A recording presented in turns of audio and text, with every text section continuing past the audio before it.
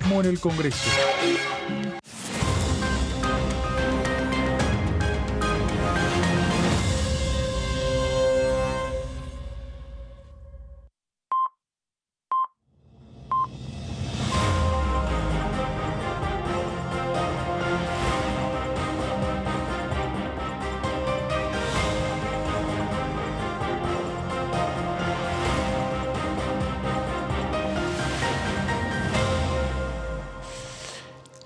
¿Cómo andan? Bienvenidos, bienvenidas a esta tercera edición. Último día hábil de esta semana súper cortita. Pascuas a partir y fin de semana largo a partir de mañana, principalmente en la administración pública. Bueno, muchos destinos turísticos del país seguramente van a estar recibiendo a cientos de turistas argentinos. Esperemos que sea un buen momento, una buena temporada, porque eso siempre dinamiza las economías de los espacios, de las provincias, de toda la Argentina en respecto y en relación a las actividades de promoción turística. Es uno de los fines de semana largos, no son tantos en el año, así que había también expectativas en eso con el movimiento un poco de la economía en cada uno de los territorios y destinos turísticos.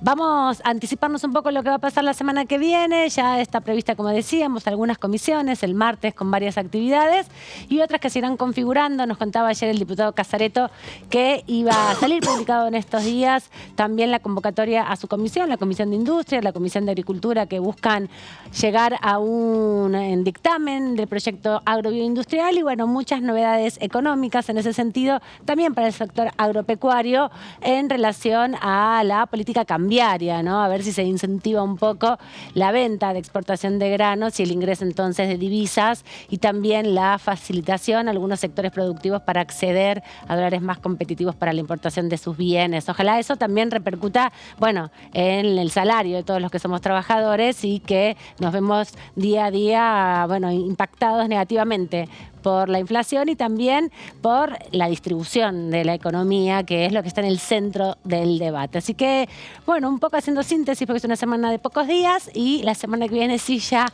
un poco más expectantes con lo que vaya a suceder. Aquí están mis compañeros. Antonio Ricovene, bienvenido nuevamente. Amanda, ¿Cómo estás? Alma, ¿cómo estás? Doblete Bien. hicimos. Muy contento de acompañarte. ¿Viste? El otro día. Estos días no nos veíamos y ahora nos vemos muy seguido. Y acá estamos nuevamente. Sí, a la expectativa, ¿no? La intención del jefe del bloque oficialista, Germán Martínez, era, bueno, tener una semana acelerada. La semana próxima con la agenda de comisiones. Hasta hace un rato estuvo trabajando muy fuerte con eso y, bueno, vamos a ver si finalmente se pueden concretar los acuerdos para avanzar en dos temas muy importantes que tiene esta Cámara, que es el proyecto agroindustrial, que comentabas recién en la apertura, lo que nos comentó ayer el Marcelo Casareto, presidente de la Comisión de Industria. También Crédito Suba, que quedó pendiente después de una jornada de hace ya 2 semanas, ¿no? Donde se trabajó bastante con este proyecto. También le damos la bienvenida, te parece, a Melissa Jofré. ¿Cómo anda? Bienvenida. Hola, Amanda, ¿Todo bien? Todo bien, ¿Todo bueno. tranqui? Sí, acá también esperando por la semana que viene, a ver qué comisiones se convocan. Por ahora solamente hay 2. Hay varios grupos ya, te digo, de amistad. Sí, previstos. Sí, hay como Bien, 4, creo. para constituirlos. Sí, las bueno, mucha relaciones expectativa con la diplomáticas ahí. exportación, entonces, ¿no? Porque Sí, para claro. eso sirve, para la rosca exportadora. Sí, y bueno, y la incertidumbre, ¿no? Porque el gobierno dejó trascender, todos sabemos, esta decisión que hay de hacer algo respecto de la ley de alquileres, pero es un tema que sabemos que ha costado bastante en esta Cámara y que no está cayendo para nada bien en algunos sectores dentro del propio oficialismo. Y bueno, sí, sin duda, no es complicado así eso. que, vamos a ver qué pasa con eso, ¿no? Y claro, porque sobre todo el discurso oficial hasta el momento dentro de la Cámara de Diputados era que no se tocaba la ley de alquileres y Sí. se le agregaba un incentivo para que quienes tengan viviendas en alquiler puedan devengar algo de los impuestos y se sientan beneficiados de algún modo y no recaer en, bueno, todos los beneficios que sí tiene la ley de alquileres y que se quiere justamente modificar por parte de sectores de la oposición que, bueno, plantean esto, que es un poco lo que está trascendiendo, todo trascendido, digamos, ¿no? Claro. Como el reinado de Love, decíamos ayer, Sí. es como todo lo que... Pero es peor el trascendido por que salir con la supuesto. confirmación, porque ahora Por hay supuesto. una especulación terrible y además no se sabe todavía bien cómo se va a encarar. De lo que se habla es de una suspensión y darle un plazo al Congreso, cuando sabemos lo complicadísimo que es que este Congreso... Ahora, lo emplaza pueda- la Corte Suprema, lo emplaza el Poder Ejecutivo. Sí. ¿Cuál es el rol del Congreso de la Nación, no? ¿No es la representación Sí, bueno. popular? Lo que... Digo, me pongo así re defensor del Congreso. Bueno, lo que barajaron del gobierno en ese sentido sería la suspensión por 180 días y la puesta en vigencia de lo que era la normativa anterior hasta que el Congreso sancione una nueva ley de alquileres. Esto es lo que un sector del gobierno quiere llegar. Bueno, sí. Acá en esta Cámara, por lo menos Nadie lo dice. Nadie lo dice, no penetró en el sentido de que tampoco hubo comunicaciones de la Casa Rosada hacia el jefe del bloque del oficialismo o hacia la presidenta de la Cámara para avanzar en ese sentido. Aparecen como trascendidos del gobierno. Y además recordemos lo pésimo que le ha ido con lo de emplazar por 180 días para debatir y aprobar la ley propiamente de alquileres, ¿no? Porque Bueno, era sí. el proyecto y el proceso que se había dado justamente entre los diputados del oficialismo y de la oposición para destrabar el armado de las hecho, se había comisiones. demorado porque el año pasado se trató durante todo abril, hace un año. Ajá. Hace un año comenzó Exactamente. a trabajarse en la ley de alquileres. Y después se retrasó el dictamen terminó en junio o julio, a mitad de año. Sí, antes del receso invernal, te diré. Exactamente, y después no se pudo llevar al recinto tampoco, porque, bueno, incluso en ese momento que se firmó dictamen, si bien el de la oposición había tenido una firma menos, se estimaba con que justamente los bloques de la oposición iban a ser los que podían llegar a lograr una mayoría, ¿no? Bueno, No pasó. No pasó porque después, una vez firmado el dictamen, también hubo ahí diferencias. Claro, porque el dictamen de la oposición decía que las revisiones de la actualización de los alquileres iba a ser semestral, era el Sí. acuerdo al que habían llegado, ni bien se terminó de firmar, empezaron las discusiones dentro del propio interbloque de Juntos por el Cambio, que querían otros sectores, bueno, ni siquiera acompañar eso y actualizarlo cada Perdón, 3 meses. el dictamen de la oposición dejaba abierta la posibilidad a aumentos cada 3 meses. Sí, trimestral. Y eso fue lo que terminó de complicar esa unidad que habían armado, que iba desde el interbloque Provincias Unidas hasta José Luis Espert, Sí. para llegar a un acuerdo en conjunto. Si bien era un dictamen de minoría, uno recuerda el entusiasmo que tenían en ese momento porque mostraban que podía reflejarse en una mayoría dentro del recinto, que finalmente por estos aumentos cada 3 meses nunca terminó sucediendo. Exactamente, y hoy, desde ayer en verdad, se empieza a incorporar también este trascendido por parte del Ministerio de Economía de justamente modificar la ley de alquileres. Y ayer decíamos algo vinculado a que el propio Massa, cuando era presidente de esta Cámara, era el que impulsaba, y lo había dicho en diciembre del año anterior, y luego se terminó concretando en el 2022, la necesidad de modificarla, suspenderla durante también, los desalojos se suspendieron por suerte durante la pandemia, que fue donde se dispararon los precios, y a partir de ahí la imposibilidad de implementarlo. Y algo que también se planteó en el debate de la ley de alquileres, no se está cumpliendo la ley. En general, no se cumple la ley. Entonces, hay un punto donde también termina siendo los pocos contratos que sí se cumplen van a terminar siendo, bueno, desregulados también. De hecho, la nueva ley habla, o sea, la ley vigente habla de los 3 años de contrato. El Frente de Todos quería mantener eso en su dictamen, pero de los más de 100 oradores que se escucharon en las reuniones informativas, lo que tiene que ver con la parte de inquilinos, y algunos inmobiliarios también lo reconocían, hay contratos de 2 años, y en algunos casos menos, que es lo que estipulaba la ley anterior. Sí, o sea, exacto. Exactamente. De ahí eso, el veníamos, de los 2 años. Tampoco se sabe cuántos contratos efectivamente están registrados en AFIP, que era otro de los puntos.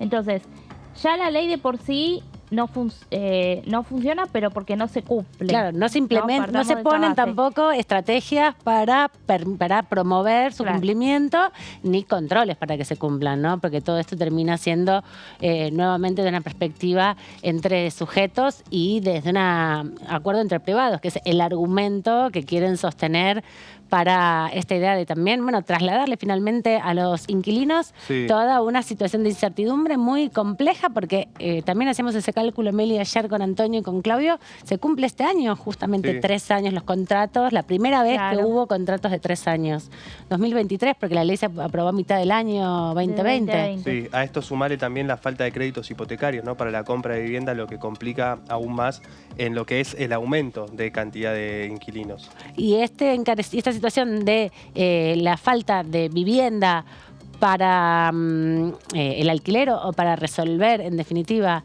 distintas maneras de contratación en términos de adquirir o de construir un hogar en una vivienda, no es un problema solamente en Argentina, sino que es una complicación mundial en términos también de la especulación que significa la propiedad privada, en términos de la compra de muebles como ahorro de valor, como forma de preservar también los ahorros que tengan algunos ciudadanos o incluso las inversiones, ¿no? Porque no todo está vinculado solamente con la hipótesis de una persona que tiene un departamentito en alquiler para compensar su salario, compensar su jubilación, sino también quien tiene varias casas y vive de los alquileres de las demás personas, en definitiva, ¿no? Que también existe y no es tan excepcional. Pero tenemos nuestra primera entrevistada del día de hoy y la presentamos de esta manera.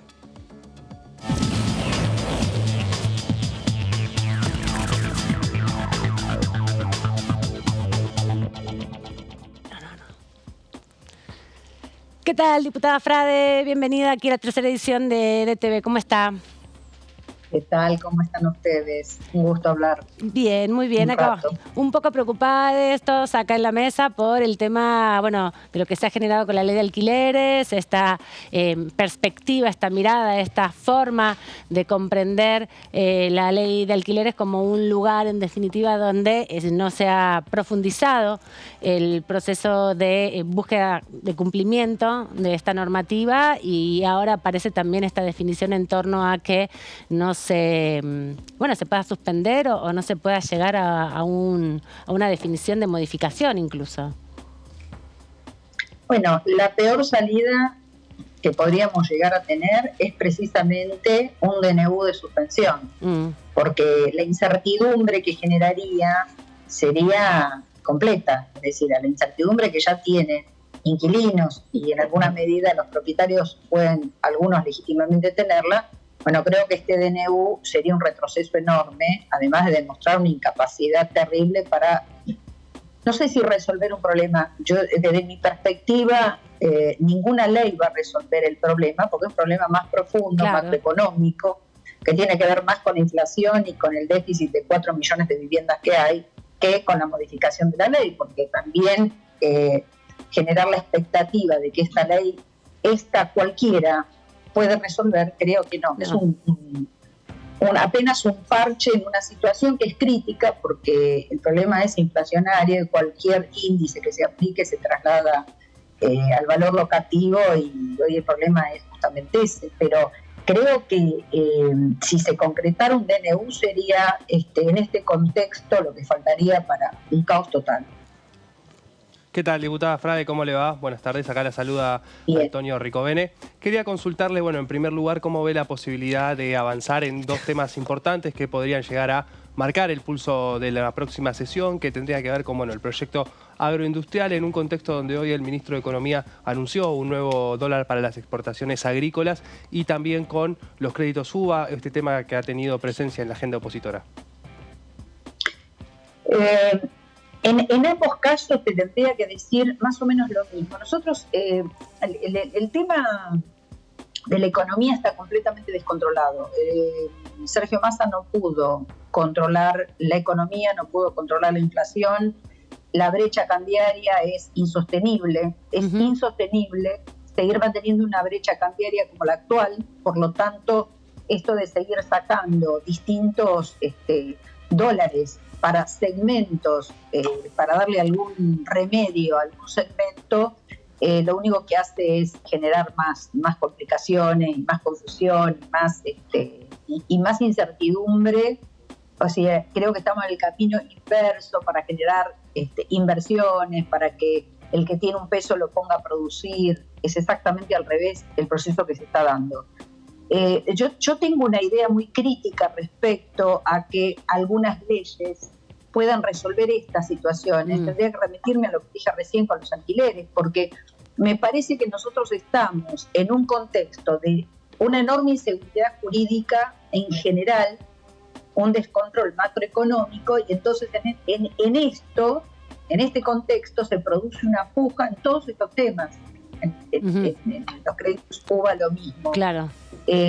Entonces, si no resolvemos lo macro, nosotros vamos a ir teniendo todo este tipo de problemas que no los vamos a resolver, porque cada vez que sancionamos una ley, viene a traer alguna tranquilidad, algún segmento pequeño, pero en el correr de la ley se puede ver claramente que no resuelve el fondo de la cuestión. Por lo tanto, es un tema más profundo y que la verdad que lo veo completamente descontrolado. Por supuesto que nosotros los legisladores tenemos que discutir todos estos temas y buscar las mejores salidas para remediar de alguna manera aquellos que están siendo más perjudicados.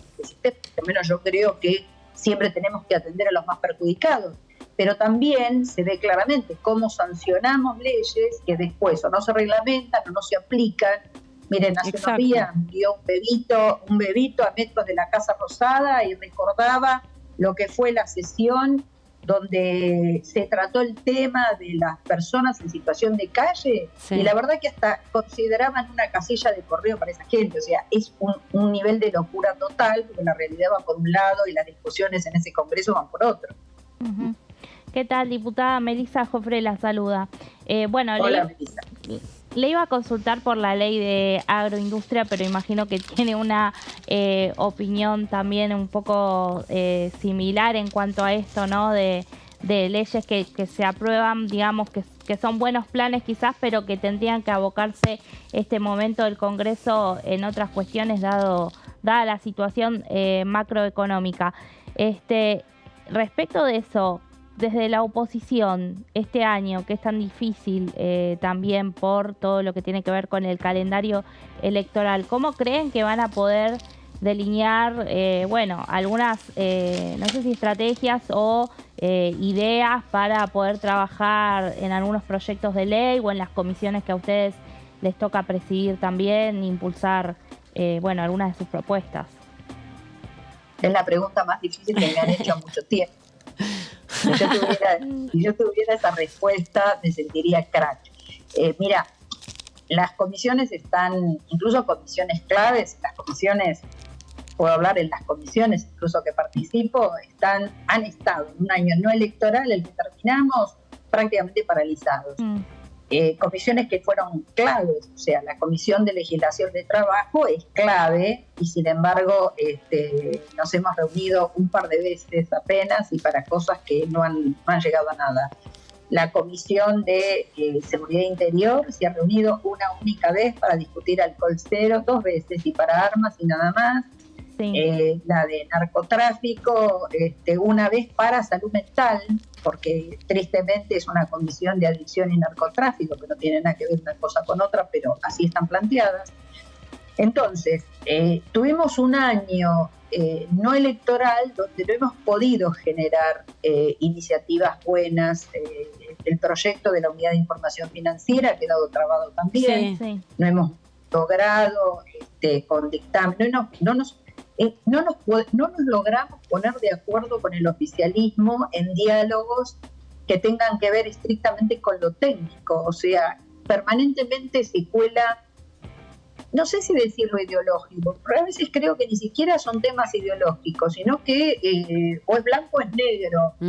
Y entonces los diálogos son muy difíciles. Por lo tanto, yo no le atribuyo tanto al año electoral esta limitación como a una imposibilidad de tener un diálogo maduro y responsable, básicamente responsable, porque en realidad nosotros tenemos que ser responsables porque de nosotros depende la regulación de la vida de los argentinos. O sea que si uno lo mira desde esa dimensión, la responsabilidad que tenemos es enorme. Y sin embargo, no logramos ese diálogo civilizado y profundo para sacar las mejores leyes. Yo entiendo que a veces, hay diferentes criterios, obviamente, por eso estamos en espacios distintos, pero muchas veces se trata de oponerse y de no llegar, o de intereses, como fue la Unidad de Información Financiera, donde evidentemente el oficialismo trabó el tratamiento de la ley porque, una UIF autónoma, independiente, no le es funcional para lo que necesitan ese organismo. Lo adjudica al frente de todos la parálisis de este proyecto.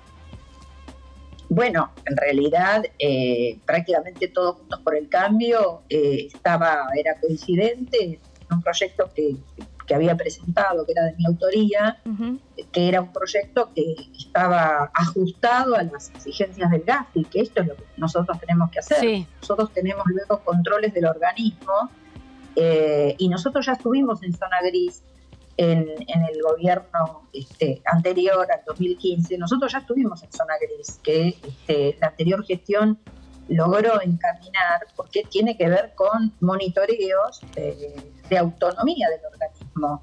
Claro. Y precisamente el oficialismo traba ese proyecto porque era autónomo.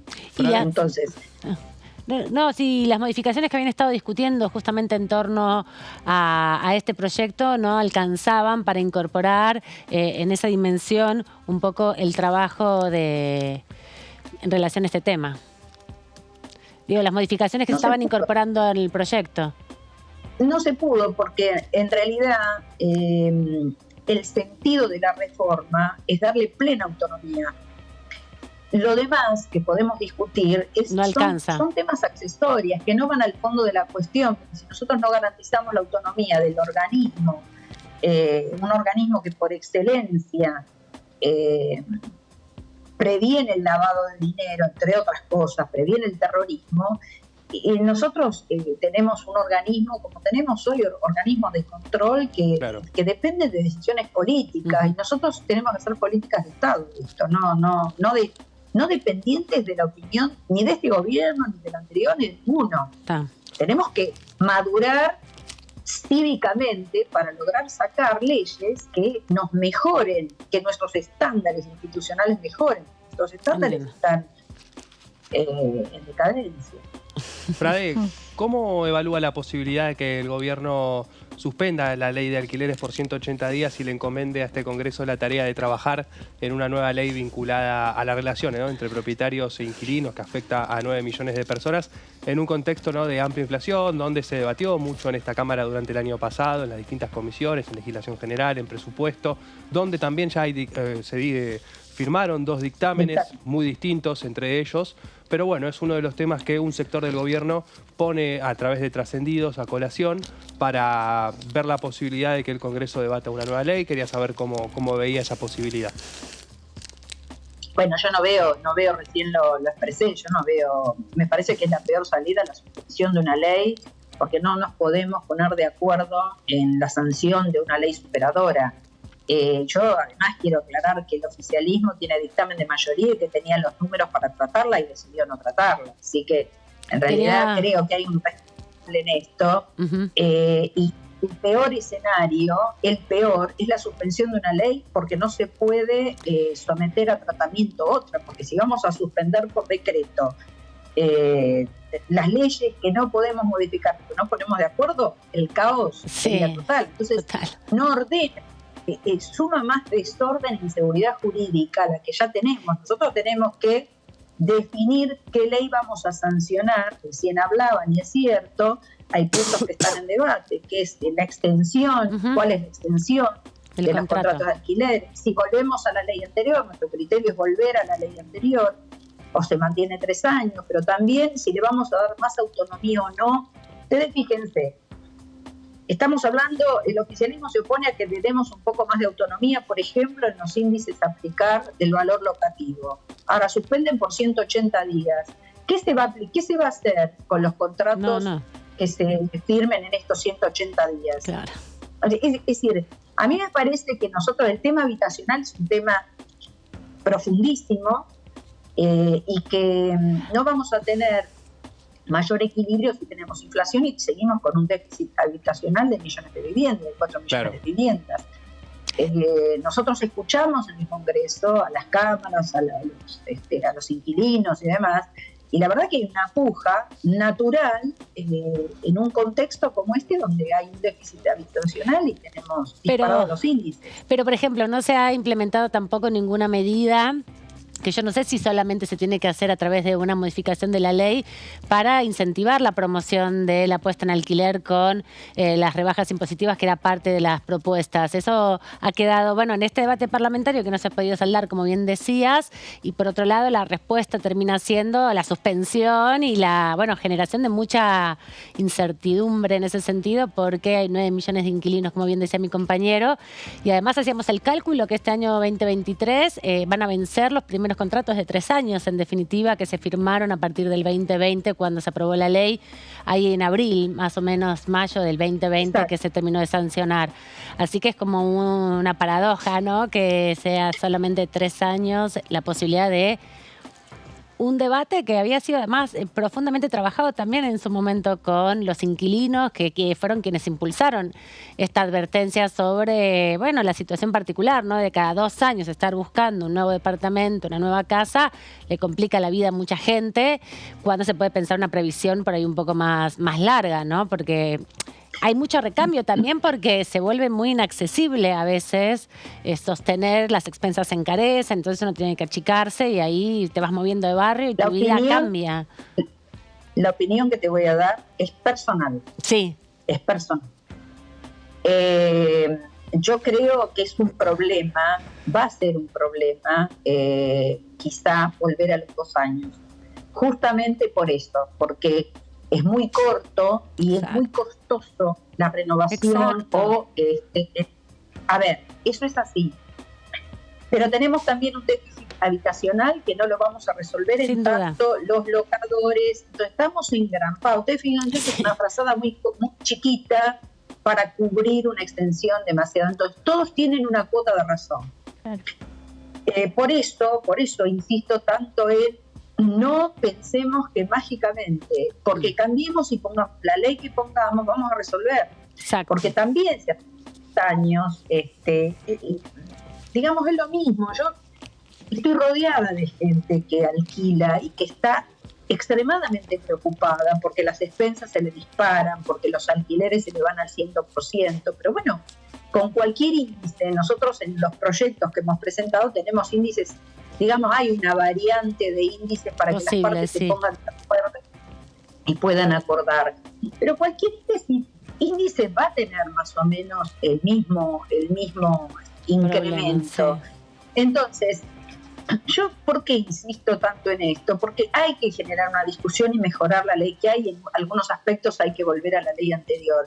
Pero no vamos a resolver el tema acuciante de la vivienda y de tener valores que sean acordes a los ingresos que hoy la mayoría de los jubilados tienen, o de los jubilados, que sea. Y también es cierto que hay muchos jubilados que se están ayudando, que tienen una pequeña vivienda que la dan en alquiler y pueden sobrevivir con esa vivienda que dan en alquiler. Sí. Porque no es que solamente tenemos los tipos que tienen 200 departamentos y que alquilan. Ese no es problema para Lo que nadie. pasa es que esas instancias de por ahí algunos sectores que tienen, sí, varios departamentos y viven del alquiler, también terminan condicionando los precios, ¿no? Eso también hay un problema, no hay precios de referencia por zona, se toma el precio de referencia en relación al valor del metro cuadrado y muchas veces ni siquiera está en proporción a lo que vale el metro cuadrado un departamento o la forma de A capitalizarse. esa gente tampoco le altera la vida que uno cambie y tenga esta ley u otra. Porque cuando alguien tiene varios inmuebles, a ver, ¿de qué estamos hablando? Estamos hablando de aquel que tiene una vivienda que da en alquiler o aquel que es un trabajador que necesita alquilar una vivienda modesta. Entonces, estamos hablando de un plano de pobreza donde hay una del abuelo alquilándole al mejor amigo del nieto el departamento, al compañero de facultad, o al albañil que trabaja con el jubilado de enfrente o el centro jubilado que conoce, porque las familias de trabajadores somos las que alquilamos, en definitiva. Entonces hay un punto ahí donde es esa relación compleja. Y ahí me parece, bueno, es parte también de la discusión que quedó sin poder saldarse, ¿no? Que es difícil. Acá mi compañero le quería, creo que hacer una pregunta sobre lo mismo. No, quería cambiar de tema, pero si querés... No, yo también. Yo le quería preguntar, diputada, respecto a la Comisión de Juicio Político, donde, bueno, Juntos por el Cambio tomó una postura en conjunto, pero hacia adentro hay una postura de la coalición cívica que en algún punto podemos decir que difiere, ¿no?, de la intención del interbloque. Quiere saber qué evaluación hacía de sus compañeros de interbloque, del PRO, de la UCR, respecto al juicio político que ustedes llevan adelante con el juez Ricardo Lorenzetti. Ustedes han insistido en las distintas presentaciones en la comisión que usted, si bien no integra, me imagino que sigue con mucha atención, lo que fue, bueno, el parate de parte de Juntos por el Cambio, de Cambiemos, cuando era gobierno, respecto a los pedidos de juicio político que había presentado en su momento sus compañeros de bloque. A partir de eso, también le quiero preguntar cómo evalúa lo que va a ser la semana que viene la presentación de Germán Garabano, otro de los adversarios internos que han tenido desde la coalición cívica en el gobierno de Cambiemos. Bueno, nosotros no hemos cambiado de posición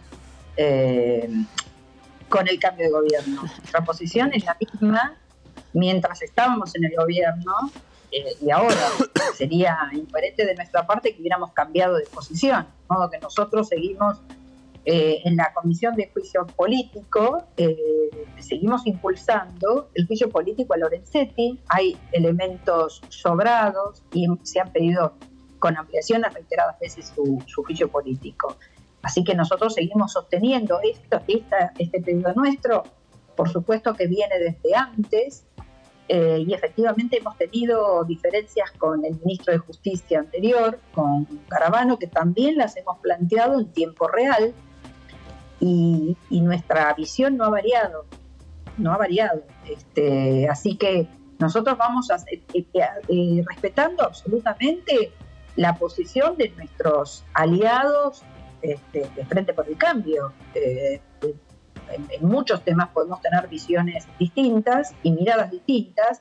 Sí. Nosotros en cualquier caso vamos a seguir sosteniendo la que tenemos y vamos a seguir impulsando, y también contra Lorenzetti también vamos a seguir sosteniendo. Pero... ¿Ya tiene las preguntas que le van a hacer a Garabano?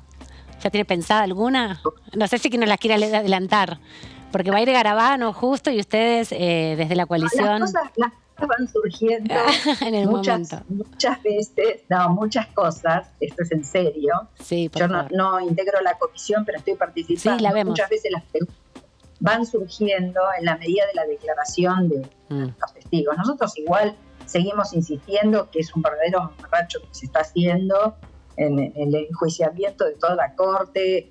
Estamos asistiendo porque es una manera de poner límites a tanto desborde, o por lo menos dejarlos planteados desbordes, no porque nosotros estemos de acuerdo con lo que se está haciendo. Nuestra posición fue pública también, y en estos Juntos por el Cambio está de acuerdo que esto es un verdadero escándalo que viene a sumar más desastre al desastre de este país. Ahora, diputada, sí.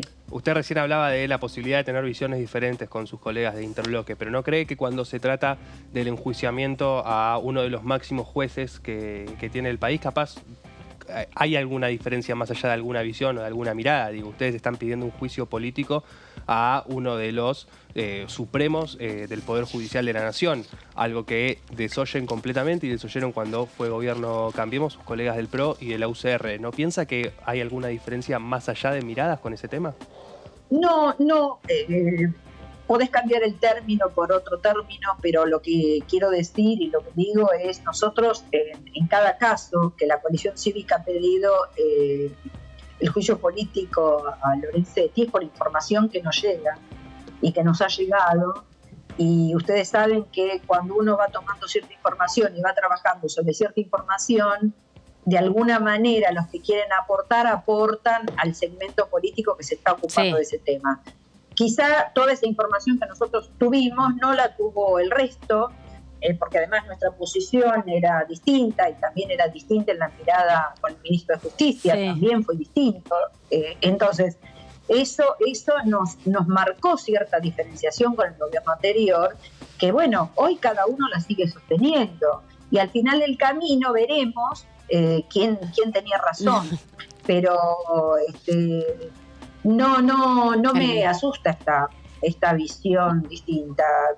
no, para nada. Enriquece algún sentido, alguna discusión, por supuesto, y creo que, bueno, trataremos de ir demostrando que la posición, lo que nosotros pensamos de Lorenzetti, se ajusta a la verdad. Diputada, quería consultarle yendo a este año que va a haber elecciones, termina su mandato en diciembre, ¿quiere ir por un segundo mandato acá en la Cámara de Diputados? Y asumo una pequeña pregunta más. ¿Y qué evaluación haces de tu paso por el Congreso? Bueno, empiezo por la primera. Yo quiero ser Miss Universo.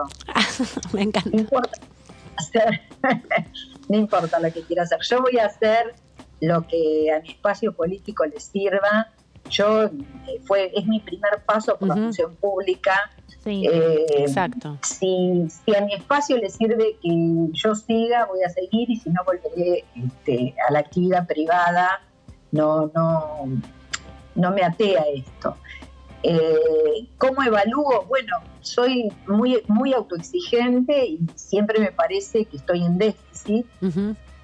Trato de trabajar y capacitarme lo más que puedo, y los temas, trabajarlo lo más que puedo. Siempre pienso que me falta. Lo sentí, este paso y esta experiencia para mí es un honor. Es muy frustrante,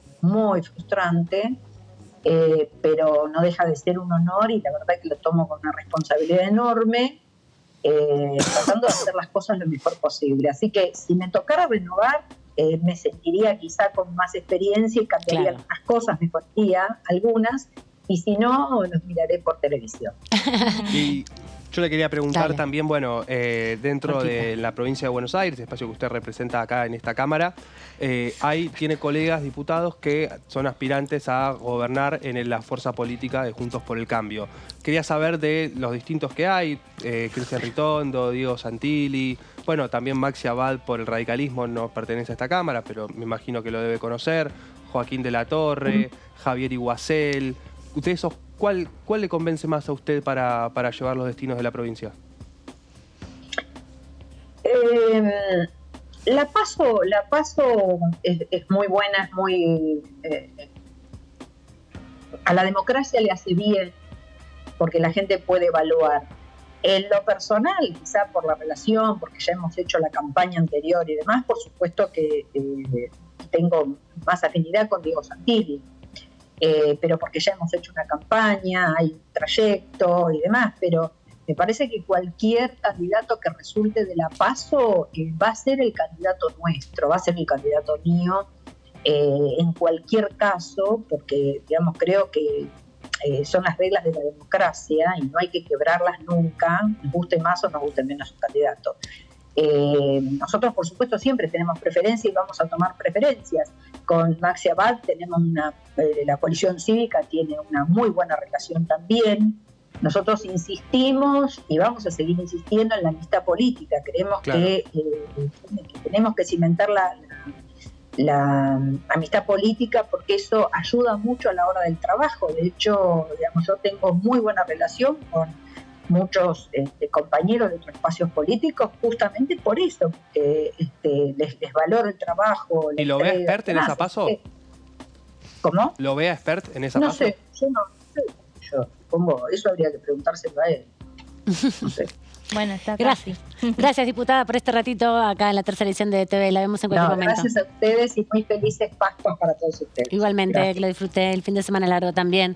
Y bueno, aproveché seguro para estudiar, porque dijo que era muy estudiosa y hay muchos temas. Y viene Garabano, me había olvidado. Claro, el martes viene Garabano. Claro. Y la coalición cívica había denunciado en su Afilando momento. los cuchillos. Claro, va a haber un muy interesante debate. Viene Garabano y vienen 5 colegas, ¿no? Periodistas también que cubren judiciales en general y van a estar dando, bueno, su opinión, su mirada. Recordemos que están ahora, Meli, con el tema 2x1 todavía, ¿no?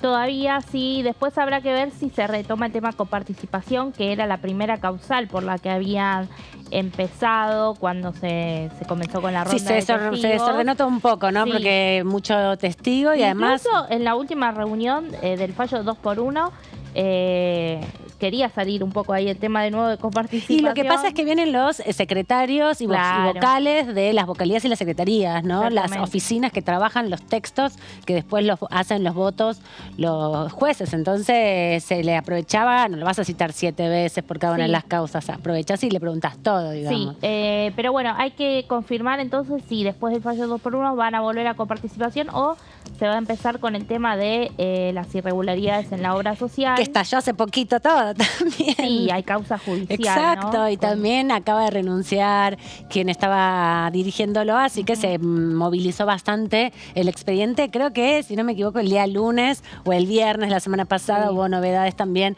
sobre la conducción de la obra social del Poder Judicial de la Nación, que recordemos tiene una denuncia, muchas denuncias de particulares, muchas denuncias de trabajadores que vienen promoviendo sobre eso, que no se pueden hacer los tratamientos de conducto, por ejemplo, o las intervenciones quirúrgicas porque no se los cubre la obra social.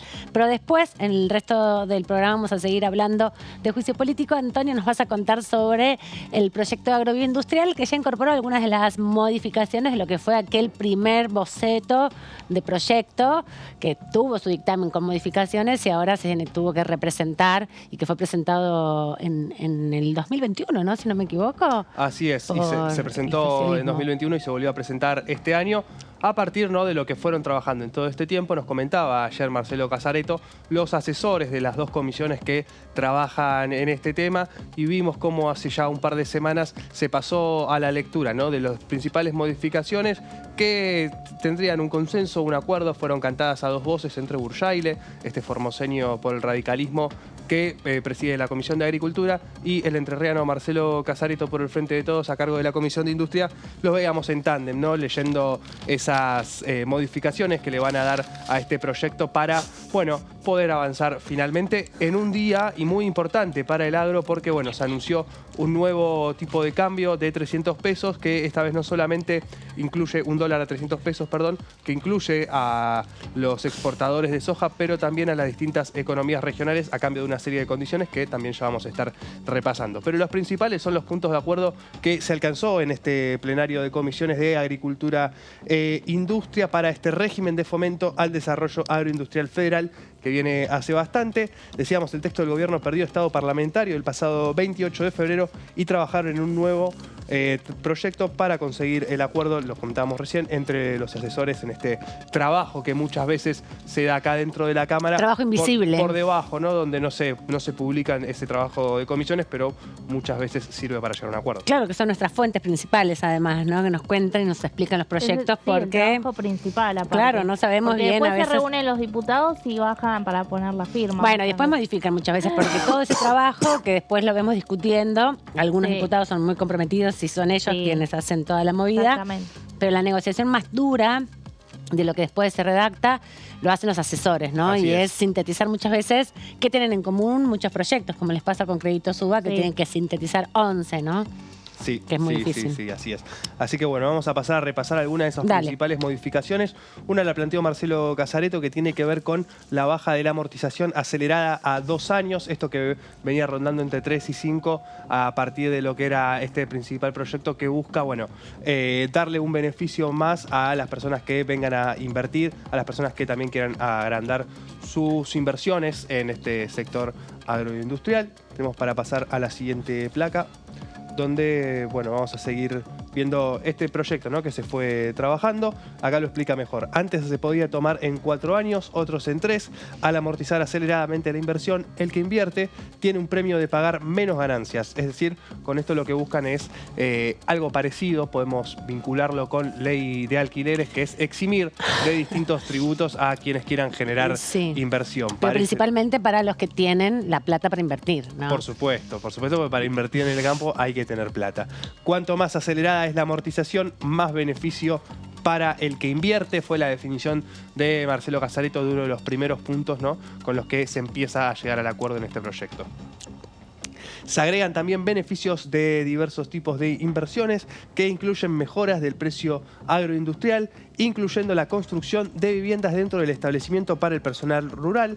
Esto era algo que no se había contemplado en un primer momento, lo que, bueno, refleja... O sea que ahora sí les van a tener que dar casas, ¿no? Como hasta el momento, que en muchos o en algunos lugares, a partir de las denuncias que se han hecho y las investigaciones que se han hecho en los últimos años, bueno, viven en condiciones infrahumanas, ¿no? Sí. Sobre todo en la zona entrerriana y correntina de los arrozales.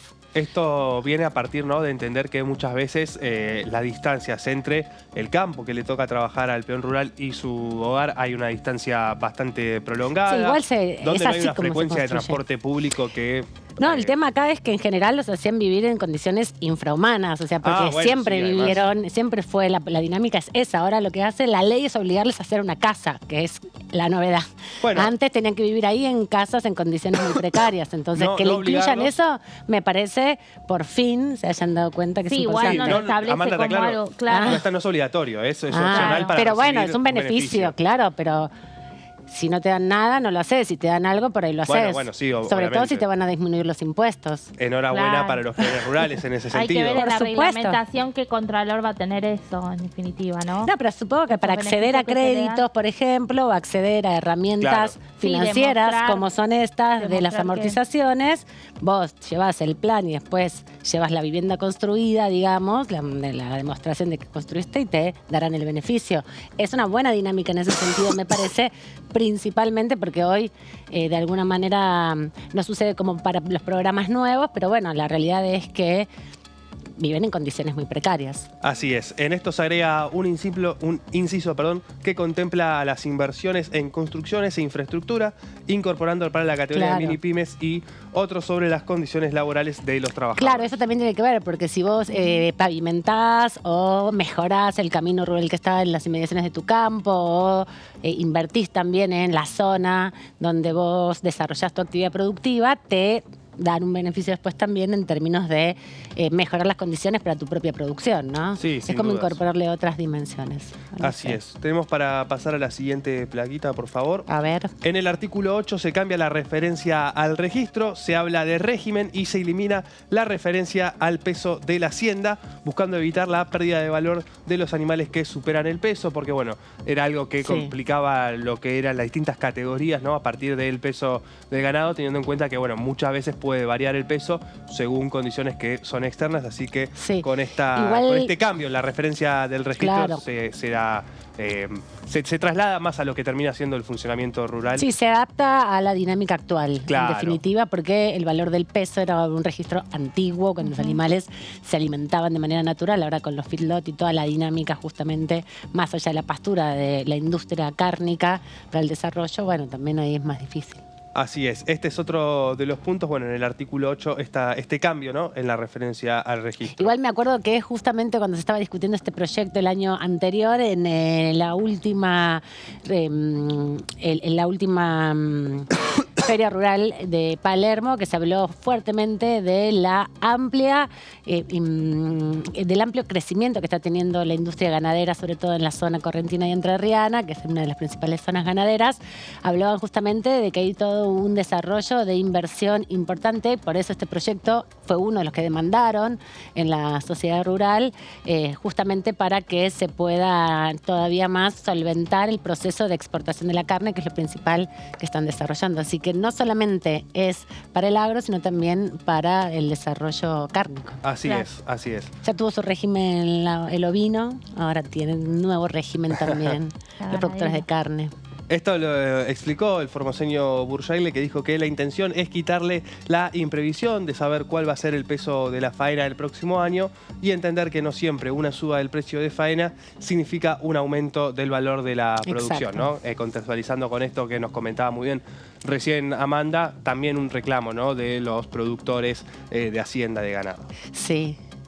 En la siguiente placa vamos a seguir viendo otra de las variantes, que esta tiene que ver con el artículo 13, donde se habla de la transparencia fiscal. Uno de los temas donde, bueno, vamos a ver que ¿qué debate se abre a partir de esto? Es la Comisión de Presupuesto y Hacienda. Sí, este es el tema ese que decían de la ventanilla única, claro. Para ser más fácil y no tenga que pagar tantos contadores. Bueno, en este artículo 13, con esta transparencia fiscal, se saca la referencia al registro y se habla de la inscripción del régimen de la ventanilla única digital como una forma también, ¿no?, de destrabar algunos procesos para la producción agroindustrial. Sí. Bueno, y este ya está presentado. Estas son parte de las modificaciones que se le habían incorporado en el debate anterior cuando perdió estado parlamentario. Sí, y a partir de las reuniones informativas, ¿no? Claro. Y hubo reuniones de asesores porque se estaba por llegar a la firma del dictamen. Sí, finalmente. Ahora, en esta representación del texto, bueno, todos esos cambios están incorporados. Sí, me acuerdo. Sí, recordemos, este fue un proyecto que estuvo Julián Domínguez también. Todos los ministros y secretarios. Fue ministro también de Agricultura. Sí. Bueno, en el artículo 22 se prorroga un año más los beneficios del programa de compensación y estímulo. Este beneficio que fue creado por decreto en 2020, que surge a partir de la Ley de Solidaridad Productiva. Recordarán que se votó en diciembre de 2019, la primera ley que consiguió consiguió el Frente de Todos, de mucho peso político en su momento, que se trataba de una compensación a pequeños productores que tenía vigencia hasta el 31 de diciembre de 2020. Bueno, ya pasada esa fecha, se prorrogó un año más para, bueno, seguir trabajando con la inversión, no tanto de los grandes productores, que, bueno, en el campo, en la producción rural, muchas veces quedan concentrados, sino también ampliarlo a pequeños y medianos. Sobre todo el impacto que tiene justamente las dificultades para el acceso a la exportación, que le venden, en definitiva, las cabezas de ganado a las grandes empresas para que puedan exportarlo, ¿no? Que es parte de la discusión que está habiendo y que todavía no se ha podido resolver, porque si bien están todos de acuerdo, esto entra dentro de la discusión de quién se lleva los laureles del proyecto. Así es. Que es una discusión un poco complicada porque justamente los dos que están conduciendo las dos comisiones son referentes de sus espacios políticos. Uno el radicalismo, otro el peronismo, y bueno, es difícil también compartir ahí un poco. Sí. O que sea un proyecto de todos. Sí, sin dudas. Esto también, bueno, se da en un contexto donde hoy hubo anuncios importantes también para los sectores agropecuarios, porque Sergio Massa anunció un nuevo dólar agro para fomentar la llegada de divisas al país, ¿no? En esta complicación recurrente que suele suceder en la Argentina con la falta de dólares en este contexto, aumentado, ¿no?, por la deuda con el Fondo Monetario. Este programa... la sequía. Sí, con la pérdida de la sequía. Sí, claro, para incentivar que exporten ahora y que no esperen a otro momento, ir escalonándolo y darle, bueno, el Estado un dólar diferencial, un mejor cambio para que no estén especulando con el valor de los commodities. En un contexto donde a partir de la sequía se calcula una pérdida, ¿no?, de falta de ingresos de alrededor de 20.000 millones de dólares. Para darse una idea, es casi la mitad de lo que Argentina debe pagarle al Fondo Monetario Internacional. Agustín Rossi estuvo un poco más optimista cuando vino el otro día. Dijo que iba a ser en la menos. sesión informativa dijo que iba a ser entre 13 y 12.000 millones de dólares. Igual, obviamente es muchísimo. Pero, bueno, es como una parte de lo que tenemos que pagar. Creo que el año que viene se vencen 19.000 millones, o este año se vencía más o menos la misma cosa para pagarle al fondo. Toda plata que vemos pasar, ¿no? Más allá de todo. Este anuncio prevé un tipo de cambio fijo de 300 pesos que por cada dólar que ingresa, que, bueno, mejora la situación actual de los distintos productores. En el caso de las economías regionales, esta que se implementa, ya se venían dando distintos tipos de cambio para la exportación de soja, para la exportación vitivinícola. Ahora se suma para las economías regionales. Va a estar vigente desde el 8 de abril hasta el 30 de agosto. Justo con las elecciones en el medio, con las PASO en el medio, qué cálculo. Así es. Y bueno, desde mañana hasta el próximo viernes se incorporarán una a una las economías regionales que cumplan con las 3 condiciones para acceder a este programa, que es, bueno, que participen del programa de precios justos, mantener el empleo y garantizar el volumen y abastecimiento de los productos que se comprometen, ¿no?, con este programa de precios. Es dar a cambio de cumplir estos compromisos que se fijan, porque bueno, empieza... O sea que tendría que haber más productos de economía regional incorporando a precios justos, entiendo, ¿no? Porque, bueno, en zonas urbanas como donde vivimos nosotros acá en Capital son todas empresas nacionales, digamos. También hay algunas empresas dentro de precios justos que pertenecen a las economías regionales, pero vemos que no cumplen con los abastecimientos de los productos. Entonces, por para eso que esas, es para esas empresas. Sí, y para las empresas que se quieran sumar al programa de precios justos también. O sea, se van a ampliar por eso los... Bueno, sí. Bien, está bueno eso, porque por fin vamos a poder comer manteca de otros lugares, que no sea solo de Córdoba. No, mentira. La más rica es la de Villa María, ya sabemos todos, porque es la cuenca lechera de Argentina. Esto es lo que se está discutiendo respecto a la ley agrobioindustrial. Ahora me acordé lo que me pasó con respecto a... lo de la ley de alquileres que me había trastabillado con respecto al dictamen. Recuerdo justamente quienes participan de la Comisión de Presupuesto y Hacienda y la Comisión de Legislación General son diputados principalmente del Frente de Todos y de Juntos por el Cambio, y hay en Presupuesto y Hacienda 3 diputados de otros bloques, ¿no? Sí. Está dos diputados de otros bloques, del Interbloque Federal y de Juntos Somos Río Negro. Exactamente. Uno de Córdoba, si mal no recuerdo, y otro de Río Negro. Sí. Entonces ellos sí firmaron el dictamen que establecía los 3 meses. Claro, la renovación cada 3 meses. La diputada Mónica Fredes nos decía en un momento, bueno, el Frente de Todos tuvo el número. Sí, no tenía número para... Porque los aliados habituales que tiene, que son los de Provincias Unidas, justamente... acompañaban los el de proyecto. Juntos Somos Río Negro, ¿no? No hablo de los misioneros. Los de Juntos Somos Río Negro motorizaron... De hecho, escribieron el proyecto. Fueron uno de los que escribieron el dictamen. En legislación general creo que tenía Sacamaño. Sí, que fue la que lo presentó en su primer momento, porque recordemos que después, como el Frente de Todos no incorporó ninguna modificación, sino que le incorporó un capítulo más, tuvo que pasar por presupuesto. Sí. Y ahí fue donde también se votó. Por eso a mí me quedaba la duda entre si se había firmado el dictamen por los 6 meses o se había dictado por los 3 meses, pero se firmó por los 3 meses porque los otros aliados, digamos, que son parte de los otros interbloques, Provincias Unidas por un lado y por el otro lado Interbloque Federal, no participan de esas comisiones y fueron los que criticaron también esos plazos, ¿no? Por ejemplo, los socialistas que están dentro del Interbloque Federal, pero no participan en ninguna de las dos comisiones como firmantes. Claro, después tenías a los socialistas y los rionegrinos que medio dieron un paso para atrás con este tema de los 3 meses, y los que más pujaban por ese tema eran los diputados del PRO dentro de Juntos por el Cambio. Exactamente. Ese es el problema. Tanto en la ley de alquileres como en la ley de créditos UVA no hay coincidencias al interior de las principales bancadas. Yo creo que el Frente de Todos logró ponerse de acuerdo, sintetizar la de alquileres, pero como vos bien recordabas cuando comenzó el programa, Sergio Massa había dicho que algo había que hacer porque la ley no había funcionado. ¿Te acuerdas que había hecho una reunión acá en el Molino con la Cámara Nacional? El Día de la Construcción. Ahí me está cayendo las fichas de hace 2 años. Por eso la historia es larga. En ese momento, bueno, cuando se llegó a ese dictamen, digamos que, se llegó a esa síntesis.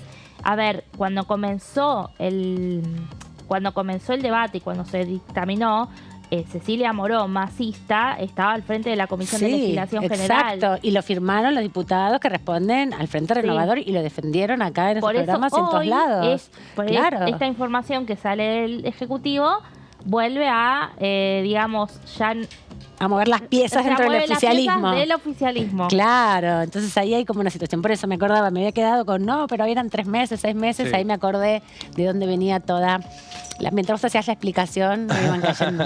Mentira. Recordemos también la distinta cantidad, variedad y los distintos que eran los proyectos que el Frente de Todos fue presentando para modificar la ley. Y lo que decidieron fue un capítulo propio, más vinculado a lo tributario, para que quienes tienen casas en alquiler se les descuenten impuestos, principalmente impuestos a las ganancias y a los ingresos brutos, como que son ingresos nacionales, ¿no? En definitiva. Sí, después tenías, obviamente, no forman parte de esas comisiones que trataron los dictámenes, pero los liberales, por un lado, derogación total, y la izquierda, por otro lado, que ya, iba con otras opciones, tipo impuesto a la vivienda ociosa. Que también se había estado barajando en la discusión. Claro. Bueno, todo esto es lo que estamos conversando con ustedes. Nos quedamos un rato más. Tenemos 1 hora de tercera edición para cerrar esta semana ya importante, pero cortita. No ha pasado nada acá en el Congreso de la Nación, pero ha sido muy importante por las repercusiones que nos contaba hace un ratito nuestro compañero Antonio respecto a los anuncios del ministro de Economía. Ahí venimos, nos vamos a la pausa. Hasta luego.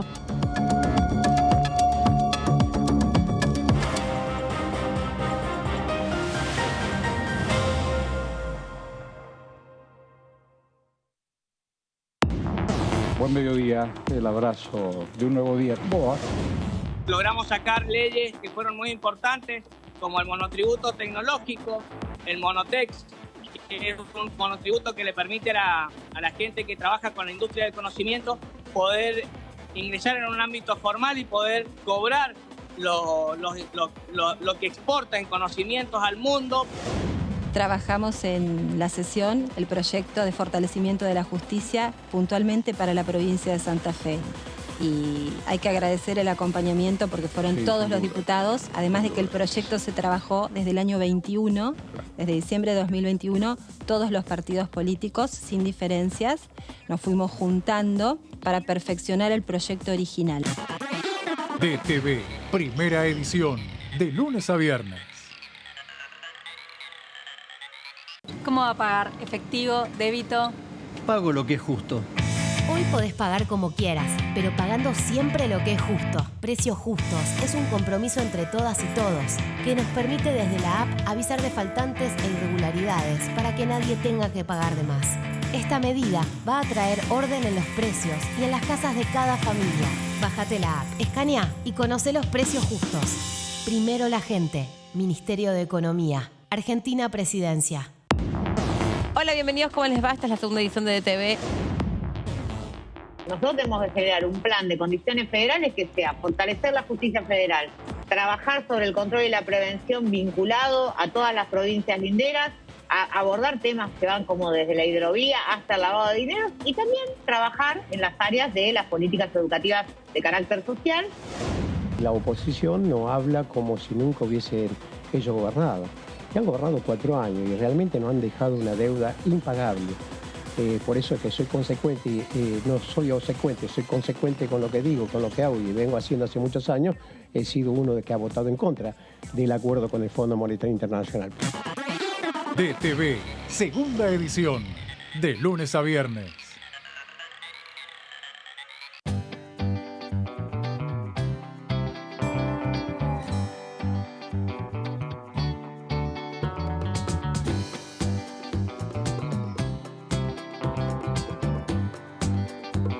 Para hacer visible y formalizar el trabajo en casas particulares, creamos el programa Registradas, generando empleo digno y de calidad.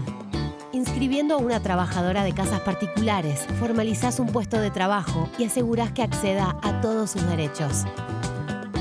A través del programa Registradas, durante los primeros 6 meses, el Estado cubre el 50% del sueldo de las nuevas trabajadoras.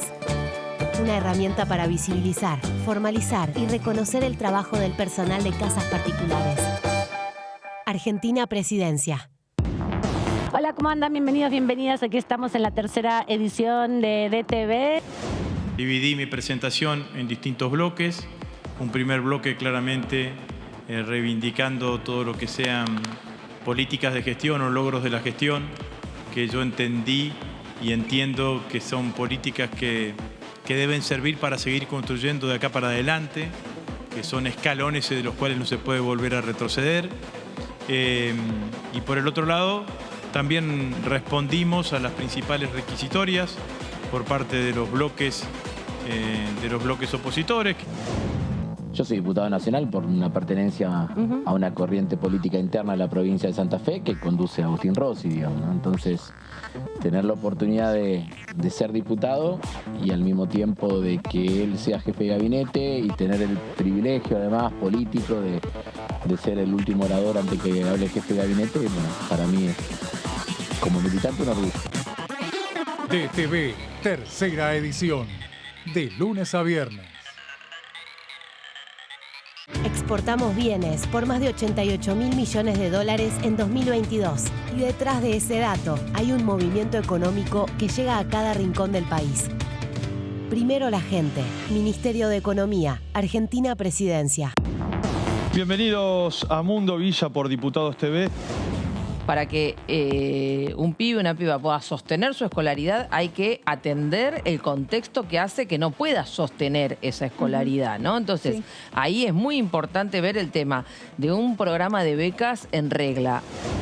Creo que a través del arte, de la cultura y la expresión artística rompemos todas las fronteras, rompemos todos los estereotipos, todos los prejuicios, porque la música va más allá. Hoy por hoy siento que ya no se ve esa mirada de esconder donde vivo, porque me van a mirar que soy tal y tal. Mundo Villa, martes, 23 horas.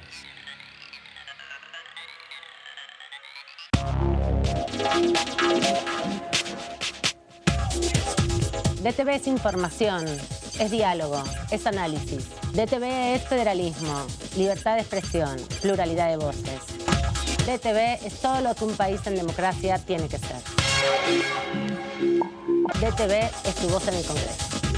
Este 2023, seguí eligiéndonos.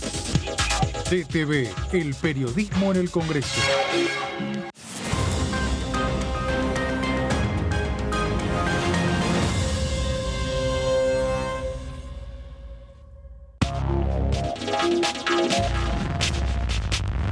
DTV es diálogo, análisis, información. DTV es pluralidad de voces, federalismo, libertad de expresión. DTV es todo lo que un país en democracia tiene que ser. DTV es tu voz en el Congreso. Este 2023, seguí eligiéndonos. DTV, el periodismo en el Congreso. Bienvenidas y bienvenidos a Punto Género. Sabemos, estamos seguras de que las personas trans tienen muchísimas capacidades que nunca han sido miradas o valoradas. Y bueno, esta ley justamente viene a esto, a reparar. Ada Elflein fue una periodista argentina que trabajó en un diario muy prestigioso de la época y fue la primera cronista de viajes. Y ella incentivaba a las mujeres a viajar. Entonces armaba grupos de mujeres que viajaban, digamos que viajaban de manera, no es que viajaban con comodidades. Punto Género, lunes, 23 horas. Continúa abierto el registro de acceso para los subsidios a la energía. Ahí podrás realizar la solicitud para acceder a los subsidios de gas y electricidad. Ingresá a www.argentina.gov.ar/subsidios y completa el formulario de inscripción. Acordate de tener las facturas a mano, ya que se te van a solicitar datos de medidor y número de usuario. No hace falta que el servicio esté a tu nombre. Con la segmentación energética, construimos un sistema energético más justo y sustentable y seguimos acompañando a quienes más lo necesitan. Secretaría de Energía, Ministerio de Economía, Argentina Presidencia. Bienvenidas y bienvenidos a Punto Género. Sabemos, estamos seguras de que las personas trans tienen muchísimas capacidades que nunca han sido miradas o valoradas. Y bueno, esta ley justamente viene a esto, a reparar. Ada Elflein fue una periodista argentina que trabajó en un diario muy prestigioso de la época y fue la primera cronista de viajes.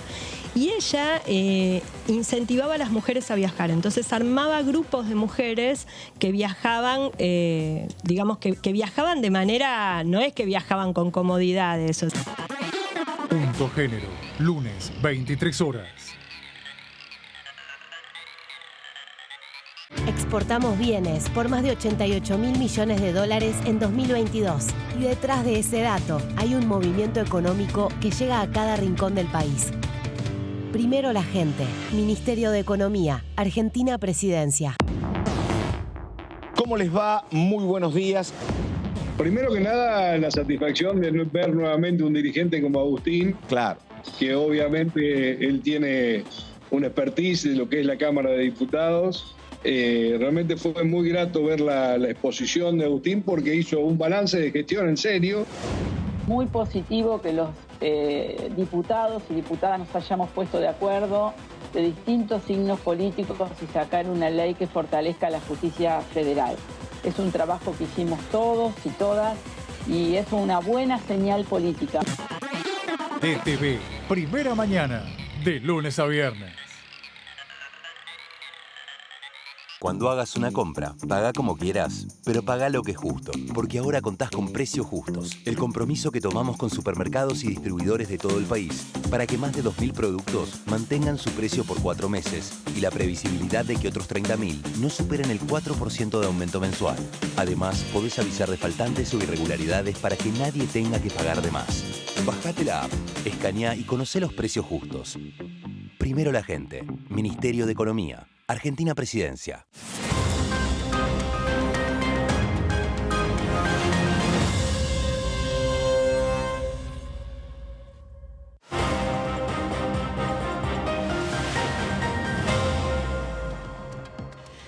Aquí estamos en la segunda y última hora de esta tercera edición, ya cerrando la semana, la cortita semana en el Congreso, iniciando fin de semana largo, que bueno, no solamente es de descanso, sino también es de mucho trabajo para el sector turístico sobre todo y para toda la economía que se mueve en torno al turismo.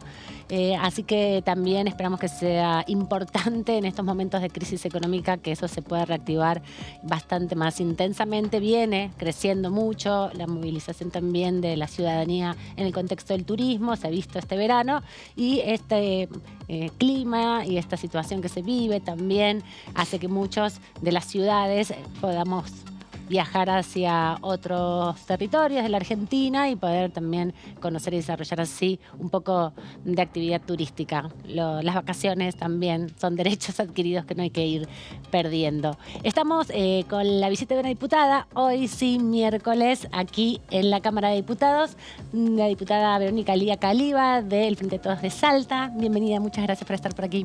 ¿Qué tal? Muchas gracias a ustedes por siempre permitirnos estar. Es importante tenerte aquí y además me acabas de contar que se han oficializado las listas en Salta y que vas a disputar para la gobernación de la Cámara de Diputados a la gobernación provincial. Sí, fue un proceso vertiginoso, en inequidad de condiciones políticas, una elección que fue adelantada, se vota el 14 de mayo, no hay primarias, no tenemos paso, bueno, muy a medida del gobierno, ¿no? de lo que delineó el gobernador Sáenz para su reelección, pero bueno, pese a todo eso, con la militancia, con espacios muy importantes para nuestra militancia, desde un gran sector del Frente de Todos, vamos con esta lista que se llama Salta para Todos. Sí, porque fue toda una situación extraña la que pasó, ¿no? Lo vimos con la alianza en Salta del diputado Zapata, que acá representa Juntos por el Cambio, y sectores que son parte del Frente de Todos de Salta. Bueno, se armó un esquema bastante complicado, ¿no? Que es difícil relacionarlo también con la estructura nacional. No, es imposible relacionarlo bueno, con... no era que me costaba a mí nada más. Es imposible, lamentablemente, la oferta electoral, para ponerlo en esos términos, es de centro-derecha y de ultraderecha. Eso nos obligó también a muchos espacios a poder decir, bueno, no podemos dejar a nuestro electorado, a nuestras compañeras, compañeros, a la militancia, pero centralmente a nuestro electorado y a la ciudadanía en general, sin una opción, claro, ¿no? que identifique, que empatice con lo que venimos trabajando desde el Frente de Todos, justamente. Porque imagínate, en mi caso yo jamás iría a una alianza con Olmedo y con Zapata. Puedo tener diálogo político, podemos consensuar acá en la Cámara de Diputados, por supuesto, para eso es la política, pero mi programa de gobierno, el que anhelo, el que sueño y el que nuestros compañeros sueñan, anhelan y luchan cada día, trabajan cada día, está en las antípodas del programa de Olmedo y de Zapata, claro, o de Milei, porque ellos son los representantes de Milei en Salta. Entonces no podemos estar en esos conglomerados o armados transitorios para ganar una elección sin ningún tipo de perspectiva, de proyecto político para la provincia de Salta, pero también para la nación.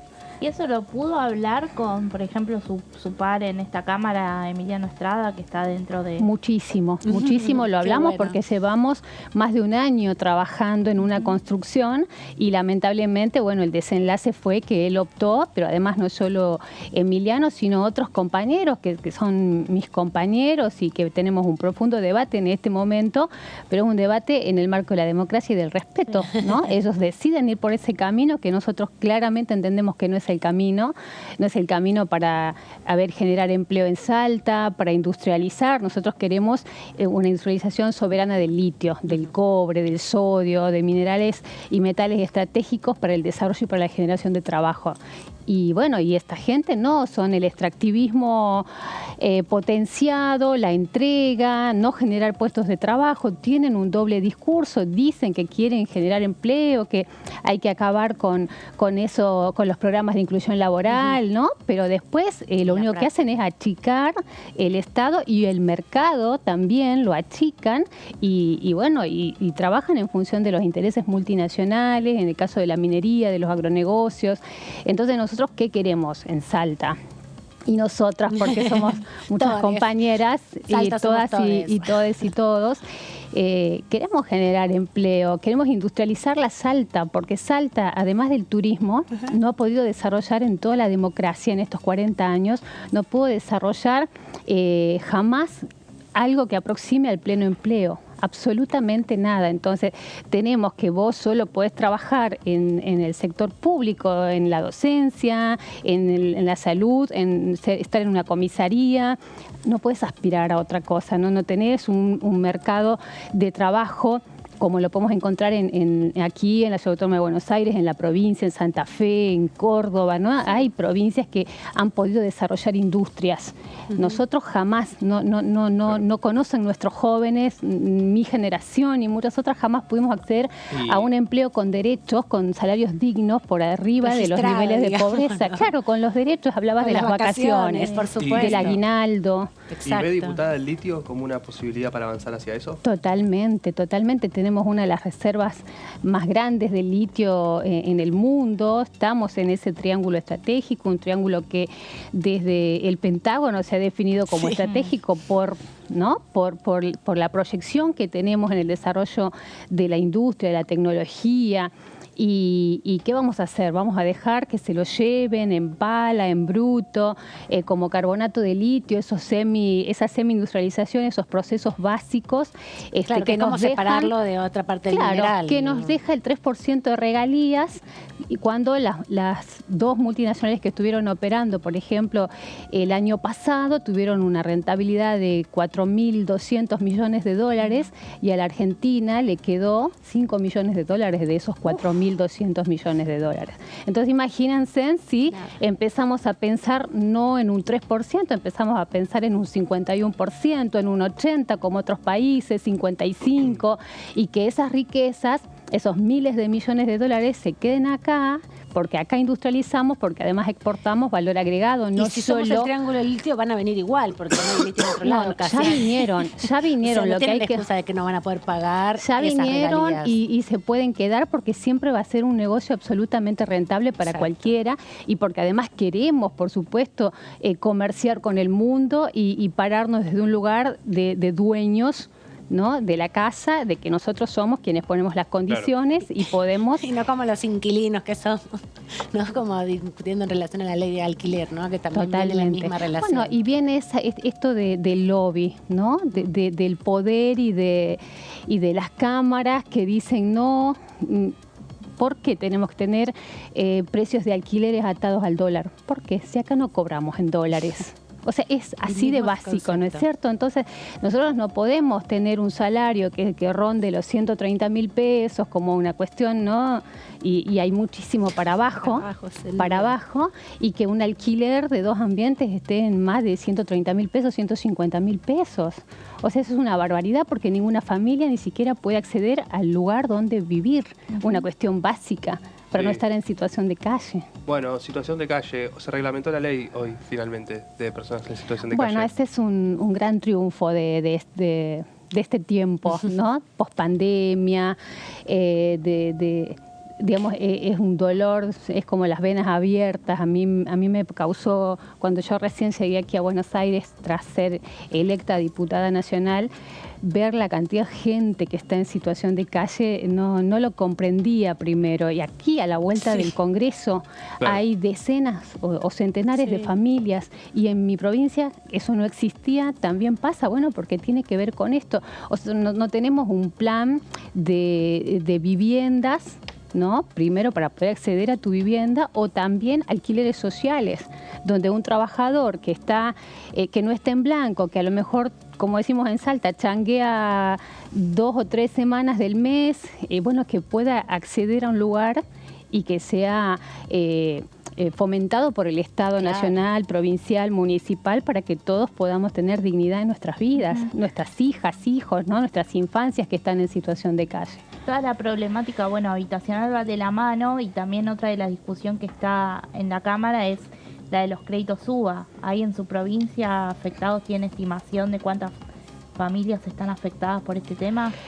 No tengo los números exactos de cuántas familias. No se accede al crédito como aquí, en otros lugares es muy bajo, pero sí, por supuesto. Nosotros lo que sí tuvimos un gran contingente de afectados fue con los créditos para poder acceder al primer vehículo, por ejemplo. Miles de familias que se endeudaron, que perdieron las unidades que adquirían y que terminaban perdiendo todo lo que tenían.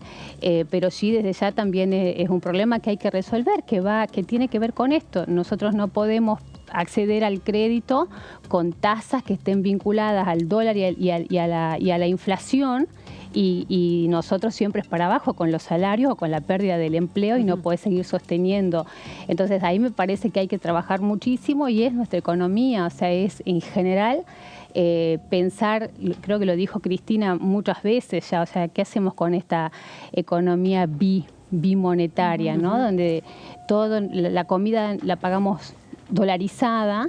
No puede ser que 1 kilo de tomates esté a 400 pesos, cuando el tomate para los productores no tiene precio y no se lo pagan, y cuando llega una góndola vale una fortuna, ¿no? Y no se puede acceder. Entonces, los alimentos, los alquileres, los créditos para el acceso a la vivienda, al vehículo para trabajar, tenemos que tener realmente políticas públicas de Estado que promuevan los derechos para todos, garantizar los derechos de todos y todas. Te quería preguntar, porque hacías referencia a los 40 años de democracia, ¿no? Justamente un proceso que este año vamos a cumplir, justamente hay elecciones como la mejor forma de garantizar ese proceso. ¿Cómo vas viendo también esta caracterización que hacías? Cómo llegamos a estos 40 años, ¿no? En términos de las deudas, tenemos un montón, las venís describiendo, pero también en relación a esta dinámica de el proceso electoral y la participación, porque Argentina se caracteriza por tener mucha actividad política, y la representación en el Congreso, bueno, tiene muchas complicaciones a la hora de la legislación, ¿no? De poder legislar, porque hay mucha tensión, porque hay una paridad importante entre los bloques mayoritarios, que expresan proyectos políticos muy distintos. Sí, creo que nosotros primero tenemos que destacar que cumplimos 40 años de democracia. O sea, es lo más importante, sostener un periodo tan prolongado en un país que siempre se vio atacado con los golpes de Estado y con la violencia del Estado. El genocidio que sufrimos en Argentina en la última dictadura militar realmente ha sido un parteaguas de nuestra historia, y el pueblo argentino ha defendido la democracia todas estas 4 décadas, y por supuesto la vamos a seguir defendiendo. La democracia argentina, Malvinas, son ejes que realmente nos unen, y que creo que no podemos permitir que se ponga otra vez en riesgo. Y sí, con los discursos de odio que hay en la política, con los atentados que sufrimos, que sufre la democracia, ¿no? Porque que le gatillen en la cabeza a la vicepresidenta de la Nación es un atentado a nuestra democracia y a todo el pueblo, a todo lo que ella representa. Entonces, eso es muy grave, y creo que ahí también hay una deuda del abordaje que se le debe dar a un hecho conmocionante como ese para la política y para la vida democrática. La muerte de las niñas y niños indígenas en el norte y en mi provincia. Eso es algo absolutamente grave, y creo que es la principal deuda. Pudimos saldar con nosotras las mujeres y disidencias la deuda esta de poder acceder a la IBE. Creo que ese ha sido un otro gran eje que realmente nos llenó de orgullo y fortalece, porque fortalece la autonomía de las personas, porque avanzamos en legislar, porque era una demanda histórica. Las mujeres seguimos luchando contra las violencias, las múltiples violencias, o sea, Argentina y bueno, otra vez mi provincia es una de la que tiene peores índices en materia de femicidios, transfemicidios. Entonces, esas deudas, el no poder acceder a tu vivienda, al trabajo, creo que es la gran materia pendiente. Los derechos sociales de primera generación que no estamos pudiendo garantizar, acceder al agua, acceder al agua segura, acceder al trabajo, acceder a la vivienda, son derechos que se habían logrado poner en pleno el siglo pasado. Y nosotros tenemos un retroceso en esa materia, pero tiene que ver con un sistema feroz, ¿no? de capitalista, de acumulación, donde nada importa, y contra eso hay que luchar, y contra eso hay que reflexionar, y creo que también así estuvo el eje en estos foros que se estuvieron realizando por los 40 años de la democracia, que nos visiten y que nos sigan, porque efectivamente Argentina tiene una política de Estado en materia de derechos humanos muy importante que es seguida por el mundo. Y desde distintas disciplinas, no solo desde el derecho en sí mismo, sino desde los movimientos de lucha que hay en todo el mundo, desde los artistas, ¿no? O sea, tenemos casos que son paradigmáticos, ¿no? de que nos han acompañado, pero que también aprenden de la lucha y de la resistencia de nuestro pueblo. Te quería preguntar, ya que hablabas de los pueblos originarios, si pudiste conocer o tenías idea de esta decisión que tomó la provincia de Mendoza de desconocer al pueblo mapuche como pueblo originario a través también de una normativa. ¿Y cómo vas viendo, vos venís de trabajar muchos de los movimientos sociales, esta discusión en torno también a los discursos de odio y a la estigmatización nuevamente, más de 500 años después, de los pueblos originarios? Imagínate que nuestra Constitución en la reforma del 94 incorporó toda la legislación y todo el reconocimiento a nuestros distintos pueblos y naciones originarias. Entonces, cualquier agresión a nuestra Constitución y a los derechos de las comunidades indígenas merece todo el repudio, y hay que además sancionar ese tipo de medidas, porque aquí no es que vale todo, porque eso también está faltando. Vienen y alguien entra acá, nos golpea, nos dice cualquier cosa y nosotros lo toleramos mansamente. No es así. Tenemos reglas de convivencia sociales, democráticas, legisladas, donde hay que respetar. O sea, nosotros no podemos mancillar los derechos constitucionales de los distintos colectivos que componen nuestra sociedad porque se le ocurre a un trasnochado o a un antiderechos. O sea, eso no corresponde, y en eso hay que tener mucha firmeza y mucha claridad. No da lo mismo. Entonces, para mí eso es repudiable. Tenemos que revisar eso, tenemos que sancionar ese tipo de prácticas, porque con esos dobles discursos, creen que van a venir a desconocer lo que dice la Constitución. No es algo que se le ocurre a alguien y de pronto volvemos 20 casilleros en la lucha por los derechos democráticos de nuestro país.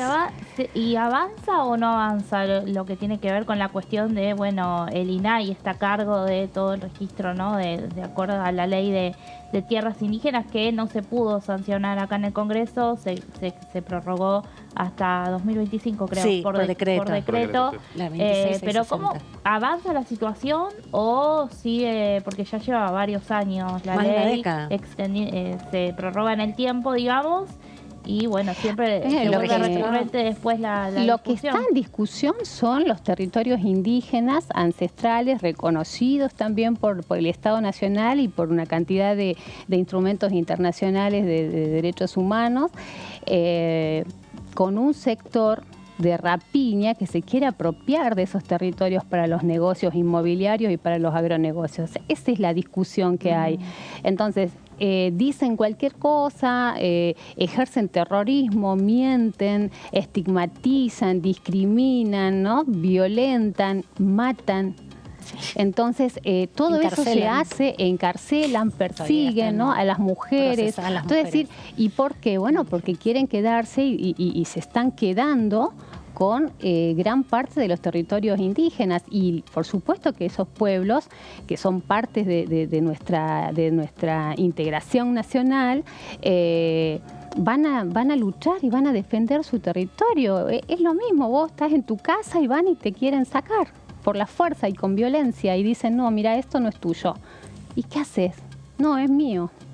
Acá me lo dejó mi abuela, mi bisabuelo, es mío, es la propiedad comunitaria indígena, ¿no? Y eso es lo que hay que discutir y hay que defender, y esta casa, que es aquí representamos al pueblo, a nuestros pueblos que componen la República Argentina, tenemos que defender y discutir con mucha firmeza, vuelvo a decir, no es que con la violencia y la fiereza van a venir a arrasarnos y a desandar tanta lucha que ha costado tanto sufrimiento a lo largo de los años, ¿no? Primero con los opresores que nos colonizaron.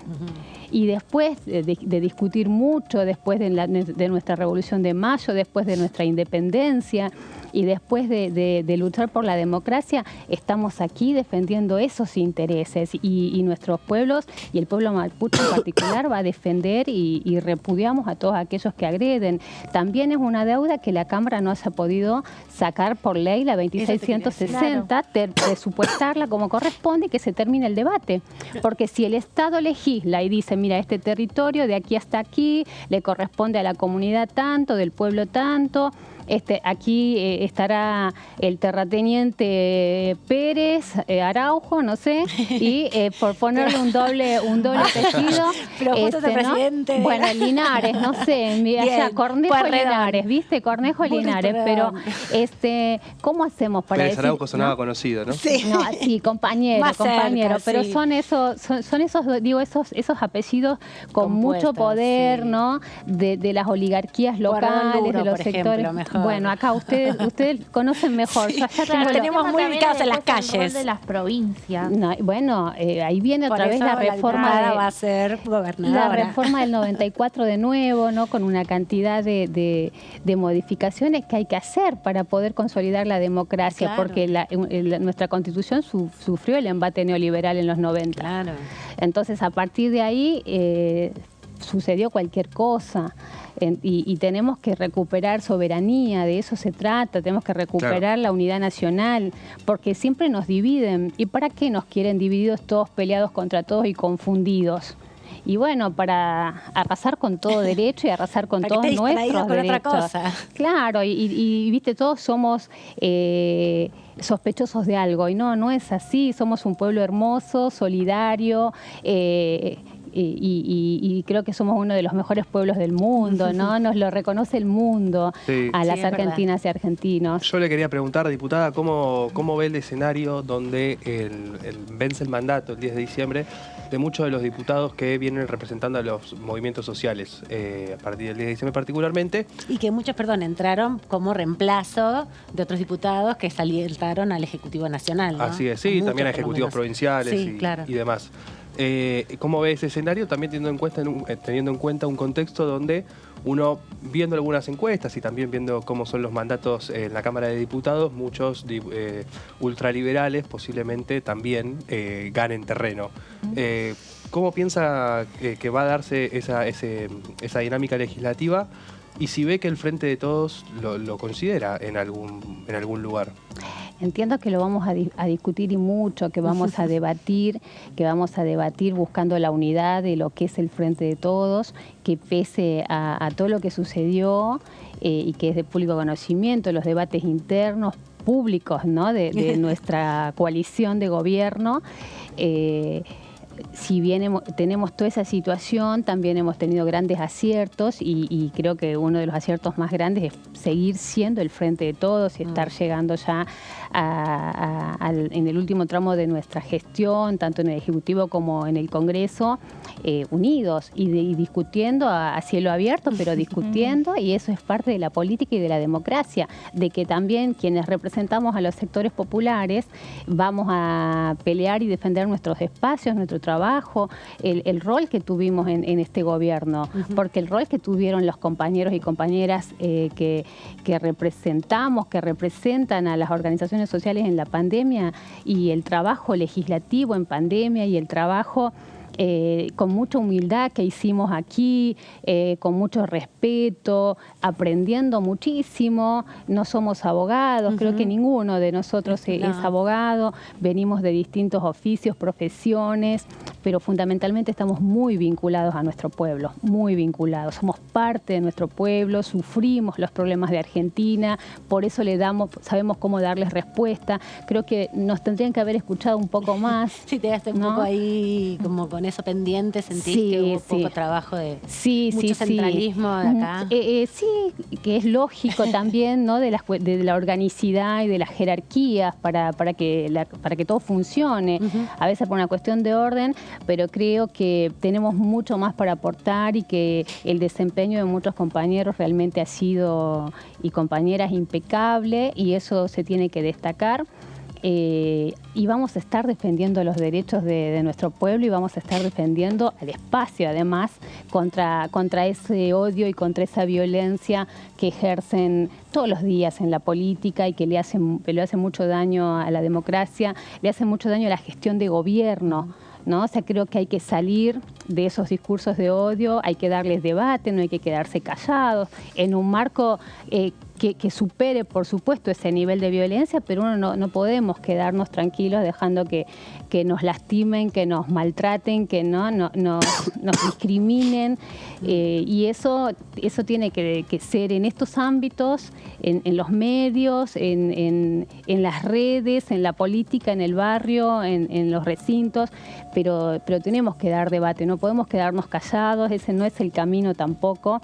La política es esto, el arte de poder transformar la realidad a través de las ideas y del debate democrático y respetuoso, siempre teniendo en claro que hay intereses generales, que hay intereses comunes que están por encima de los intereses particulares. Nosotros legislamos por el bien común, para transformar, para administrar los gobiernos, para administrar y legislar, ¿no es cierto?, para que bueno, la sociedad prospere, avance hacia los mejores paradigmas de los derechos humanos y de poder garantizar las condiciones mínimas de vida de una sociedad. O sea, no estamos para otra cosa acá. Entonces, si tenemos en claro que nuestro marco de referencia es la ciudadanía, es el pueblo argentino, bueno, vamos a actuar de una manera. Si nuestro marco de referencia es apropiarnos de lo que tiene nuestro pueblo, quitarle derechos, si vamos a gobernar para las multinacionales de otros países, de los imperios, bueno, va a ser muy distinto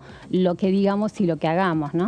Gracias, diputada, por este ratito aquí. No, por favor. Gracias a usted. Gracias, y bueno, seguramente la vamos a ver antes, pero ya como candidata a gobernadora por Salta Somos Todos. Bueno, mucha suerte con eso, la vamos a estar siguiendo y gracias por este ratito. Gracias a cualquier momento. Y aquí seguimos nosotros en la tercera edición. Vamos a conversar ahora en un minuto nada más. Otro diputado también vamos a estar conversando con él, pero les queremos recordar lo que va a pasar la semana que viene, que hay ya comisiones previstas, tiene que ver principalmente con la Comisión de Juicio Político, que se reúne el martes a las 13 horas, como les comentábamos, y también la Comisión de Acción Social y Salud Pública. Son las dos comisiones que tienen previsto reuniones el día martes, una a las 13, otra a las 17, para que se pueda trabajar en torno, sobre todo, a, por un lado, el juicio político, pero por otro lado también la ley de seguridad del paciente, que es otro de los proyectos que están en discusión a partir de la semana próxima. Pero presentamos a nuestro próximo entrevistado de esta manera.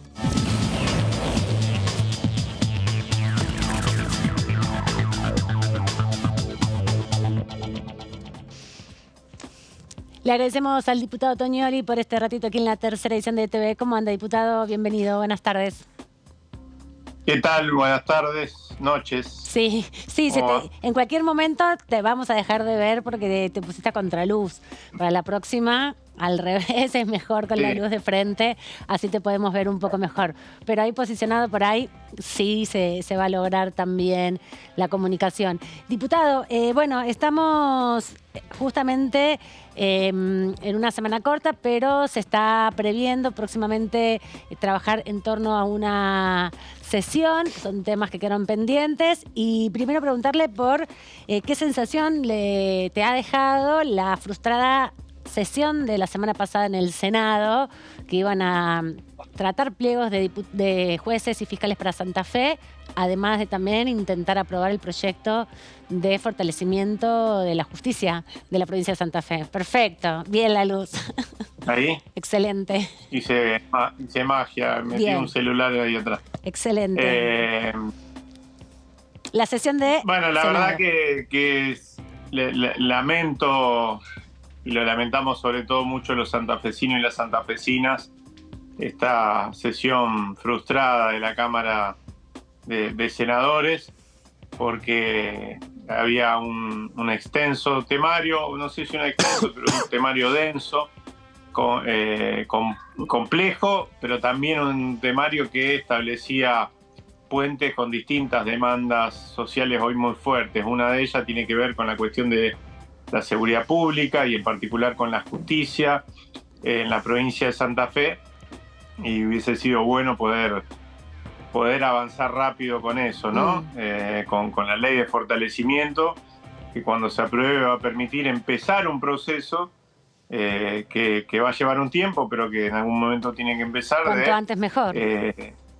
Claro, de fortalecimiento de la justicia con más fiscales, más jueces, más defensores, más jueces de revisión, ¿no? Sería importante que cuanto antes se avance. Pero además esa sesión tenía incorporado, por ejemplo, alcohol cero al volante, tenía incorporado la ley Lucio, la ley de cardiopatías congénitas, la ley que establece que ya no se necesite para determinados trámites la fe de vida, cualquiera que haya pasado con algún adulto mayor en la familia por una situación de imposibilidad de desplazamiento, bueno, sabe el incordio que significaba eso, entonces, que significa todavía. Entonces me parece que hay una mirada errada, porque si nosotros le preguntamos a cualquiera de los senadores y senadoras de Juntos por el Cambio y de otros bloques que se pararon la semana pasada y se fueron, todas las respuestas van a ser respuestas que tienen que ver con el funcionamiento del cuerpo, es decir, respuestas que poco tienen que ver con el contenido de los proyectos, ¿no? Y ahí me parece que es donde la política a veces le viene errando, ¿no? Hay posibilidades de establecer puentes en un momento en que se le reclama precisamente a la dirigencia empatía, que es esa palabra que se utiliza mucho en este tiempo, digo, se le reclama ser, de alguna manera, estar atento con los reclamos de la sociedad, del pueblo argentino, y en un temario que establecía todo tipo de puentes con distintas demandas, se decide priorizar las rencillas propias de un cuerpo legislativo y que se explican solo para quienes están atentos al funcionamiento de ese cuerpo legislativo, ¿no? O sea, como que la rosca interna le termina ganando a las preocupaciones reales de la sociedad y a muchos sectores que además estaban ahí presentes, ¿no? Demandando la aprobación definitiva de varios proyectos. Exactamente. Por supuesto que tampoco soy ingenuo y entiendo que algo más hubo, y en ese algo más hubo, la explicación está en el pedido de sesión que hace hoy Juntos por el Cambio para la semana que viene en el Senado, o la otra, no lo tengo claro, donde aparecen todos esos mismos temas, salvo alcohol cero. ¿no? Sí. Bien, queda más claro entonces. Entonces me parece que además de esa falta de empatía, además de esa preocupación excesiva por la rosca, por las rencillas palaciegas, por la lógica parlamentaria cerrada en sí misma, pasaron otras cosas, ¿no? Parece que pasaron un par de copas por adelante. Y bueno, también me parece de bastante mal gusto, digo, que vaya al recinto y que se debata. Y me parece que es algo que ya está aceptado por la sociedad, que tiene amplio consenso, hablo del alcohol cero, y que más temprano que tarde va a terminar yendo al recinto y se va a terminar aprobando por una sola razón. Es una norma que en todos los lugares donde se aplicó permitió que bajara los siniestros viales exponencialmente, así que... Diputado, ¿qué tal? Melissa Jofré lo saluda. Quería consultarle porque cuando estuvimos con todo el debate del proyecto de fortalecimiento de la justicia federal, bueno, usted fue uno de los que más habló tanto en comisión como en el recinto de el carancheo político, el turismo político que había en torno a este tema, y bueno, un poco las luces de la TV, por así decirlo, se apagaron sobre Rosario. ¿Cómo está hoy la situación? ¿Cómo, bueno, los dirigentes de todos los espacios están actuando en este momento allí? Y si tuvieron efecto o no, bueno, algunas de las medidas que se habían anunciado desde el Ministerio de Seguridad. Empiezo por el final. No hay ninguna medida que vaya a tener un efecto inmediato, más allá de circunstanciales aquietamientos, ¿no es cierto? O bajas coyunturales de la cantidad de homicidios, etcétera, que de hecho la ha habido, pero digo, esto no significa que por el momento haya un cambio estructural, porque no lo va a haber a partir de una sola decisión. Se trata de una batería de decisiones concurrentes que tienen que abordar las distintas dimensiones que hacen a este escenario de crecimiento de la violencia urbana, que si bien puede haber fotos, y hay una que quizás fue muy significativa, que posó la mirada de la opinión pública nacional e incluso internacional, que fue lo del atentado contra el supermercado del suegro de Messi. Ahora, esto no es una foto, o esa puede ser una foto, pero acá es una película que ya lleva más de 15 años, de crecimiento exponencial de la violencia urbana a partir del cruce de varios fenómenos.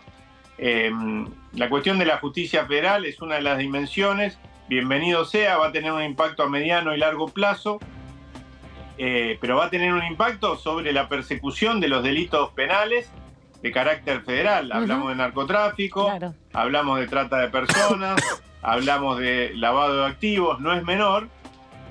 Pero este escenario que tenemos en Rosario tiene otros componentes, ¿no? Yo siempre lo digo, lo repito, insisto, mientras no abordemos uno de ellos, que es el autogobierno policial, y que siempre es consentido, porque no existe autogobierno policial de una sola vía, y mientras no abordemos la baja, por ejemplo, tasa de esclarecimiento de determinados delitos por parte de la justicia provincial, los homicidios, por ejemplo. Rosario es una jurisdicción que tiene una tasa de esclarecimiento de los homicidios bajísima en relación a otras ciudades o distritos del país, no llega al 60% o ronda el 60%, mientras la provincia de Buenos Aires y Córdoba está por el... De los homicidios, digamos, de la justicia ordinaria, no los que están vinculados a la justicia federal. Por eso digo...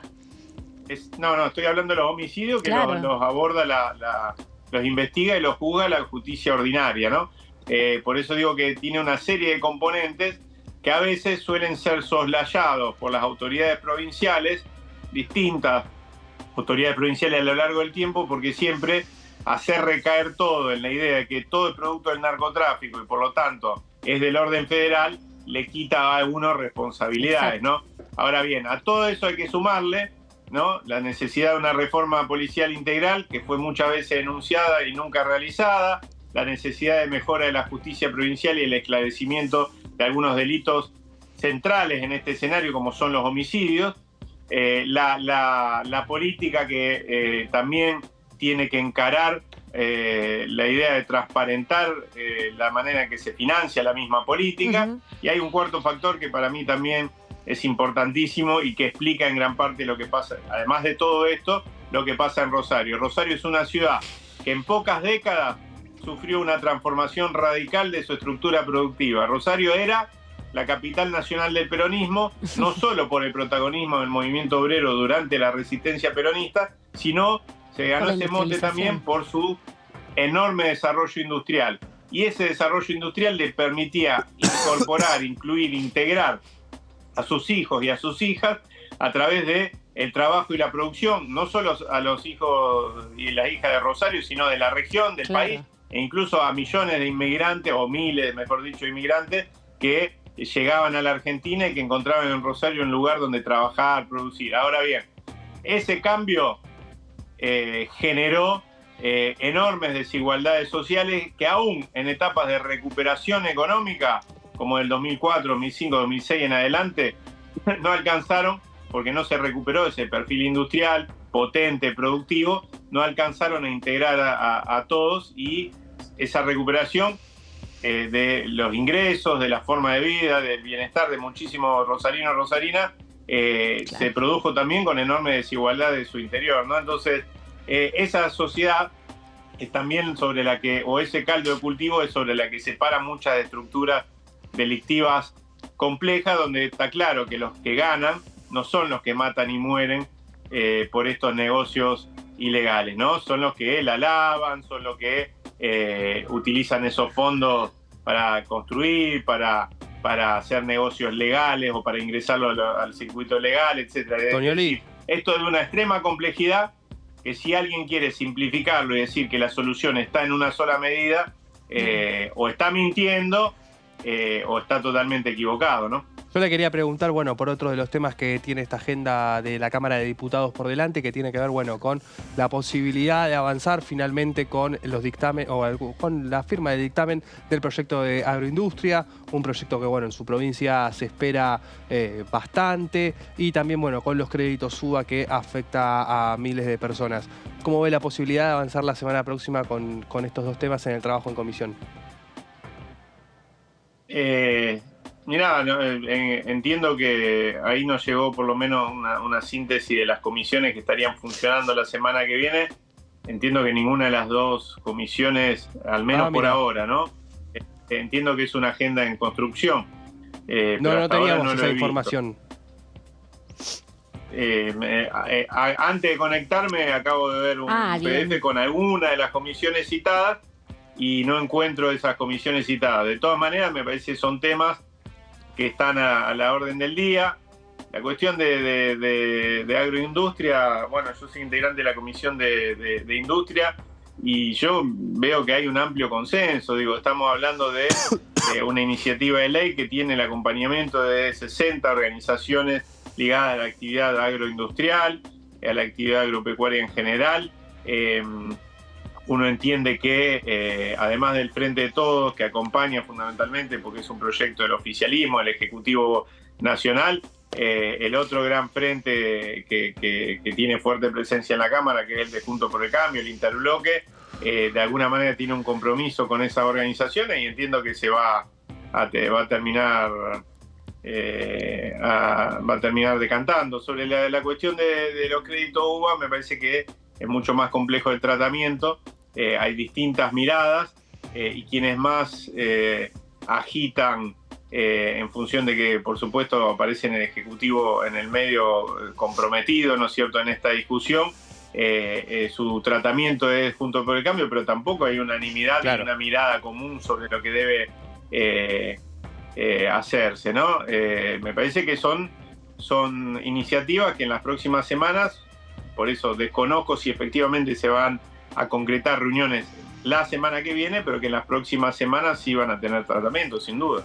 Te quería preguntar por último, y también hablando un poco a que nos está quedando poquito tiempo del programa, quería consultarte si tenías idea cómo vienen los procesos de las causas de lesa humanidad en Santa Fe, porque los delitos federales, los que estamos hablando tanto, a cuento del proceso de fortalecimiento de la provincia de Santa Fe de la justicia, también tiene que atender los juicios de lesa y bueno, entiendo que son muchas las causas que se tramitan en Santa Fe, pero no son tantas las sentencias. También se van a tener que ocupar los nuevos jueces que asuman cuando los nombren de estas causas, ¿no? De seguir adelante con estas investigaciones. ¿Cómo es el proceso en ese sentido? Lo que puedas aportarnos. Bueno, yo he sido querellante en alguna de esas causas, así que alguna referencia tengo.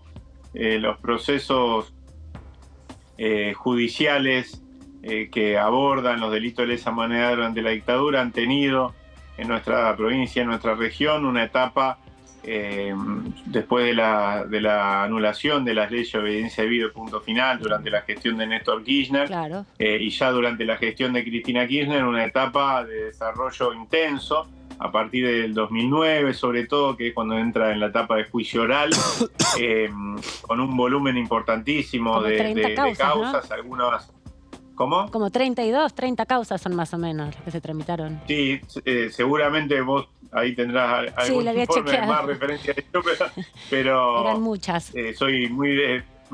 por ahí no retengo tanta información, pero sí, un número importante con base en Rosario, que era la cabeza del segundo cuerpo de ejército durante la represión, y con base, por supuesto, en la ciudad de Santa Fe, pero también otras localidades, Reconquista, etcétera.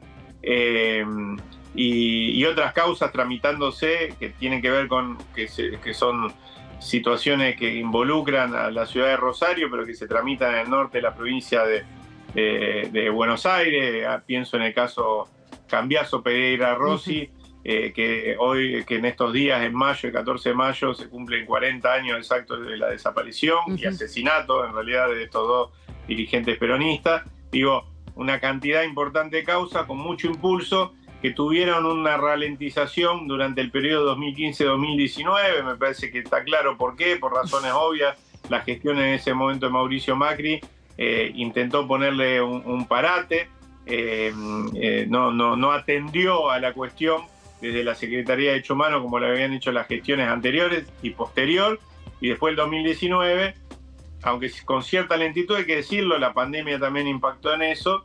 Se empezaron a reactivar muchas de estas causas. Bien. En las últimas semanas hemos tenido algunas audiencias aquí en la ciudad de Rosario donde han declarado queridos compañeros y compañeras, muchos de ellos militantes de Hijos, que 40 y pico de años después, lamentablemente, algunos casos 45 años después, recién ahora empiezan a poder ver algunos acusados de la desaparición de sus padres, sus madres, sus familiares, en esos banquillos, ¿no? Y sabemos que la justicia tardía no termina siendo justicia integral. Pero bueno, sí se van a tener que ocupar de trabajar también los tribunales federales que se puedan constituir en Santa Fe y los distintos lugares de estas causas, en definitiva. Gracias, diputado, por este ratito aquí en la tercera edición. Que tengas un buen fin de semana, aunque imagino con mucha actividad política por estos tiempos. Que descanses. Bastante. Chao, hasta luego. Gracias, un abrazo grande y nos vemos la semana que viene. Hasta luego. Bueno, los saludamos porque tenemos que ir rajando ya, porque viene otro programa ahora. Así que gracias, Antonio, por este rato. Gracias ahora sí te puedo decir, Amanda. Feliz Pascua y buen fin de semana largo. Siempre hay un motivo para festejar. Siempre. Y Meli Jofre también, que descanses, que estés bien. A ustedes los dejamos acá con la continuidad informativa de TV. Nosotros nos vemos en un rato nada más en Todo Cultura.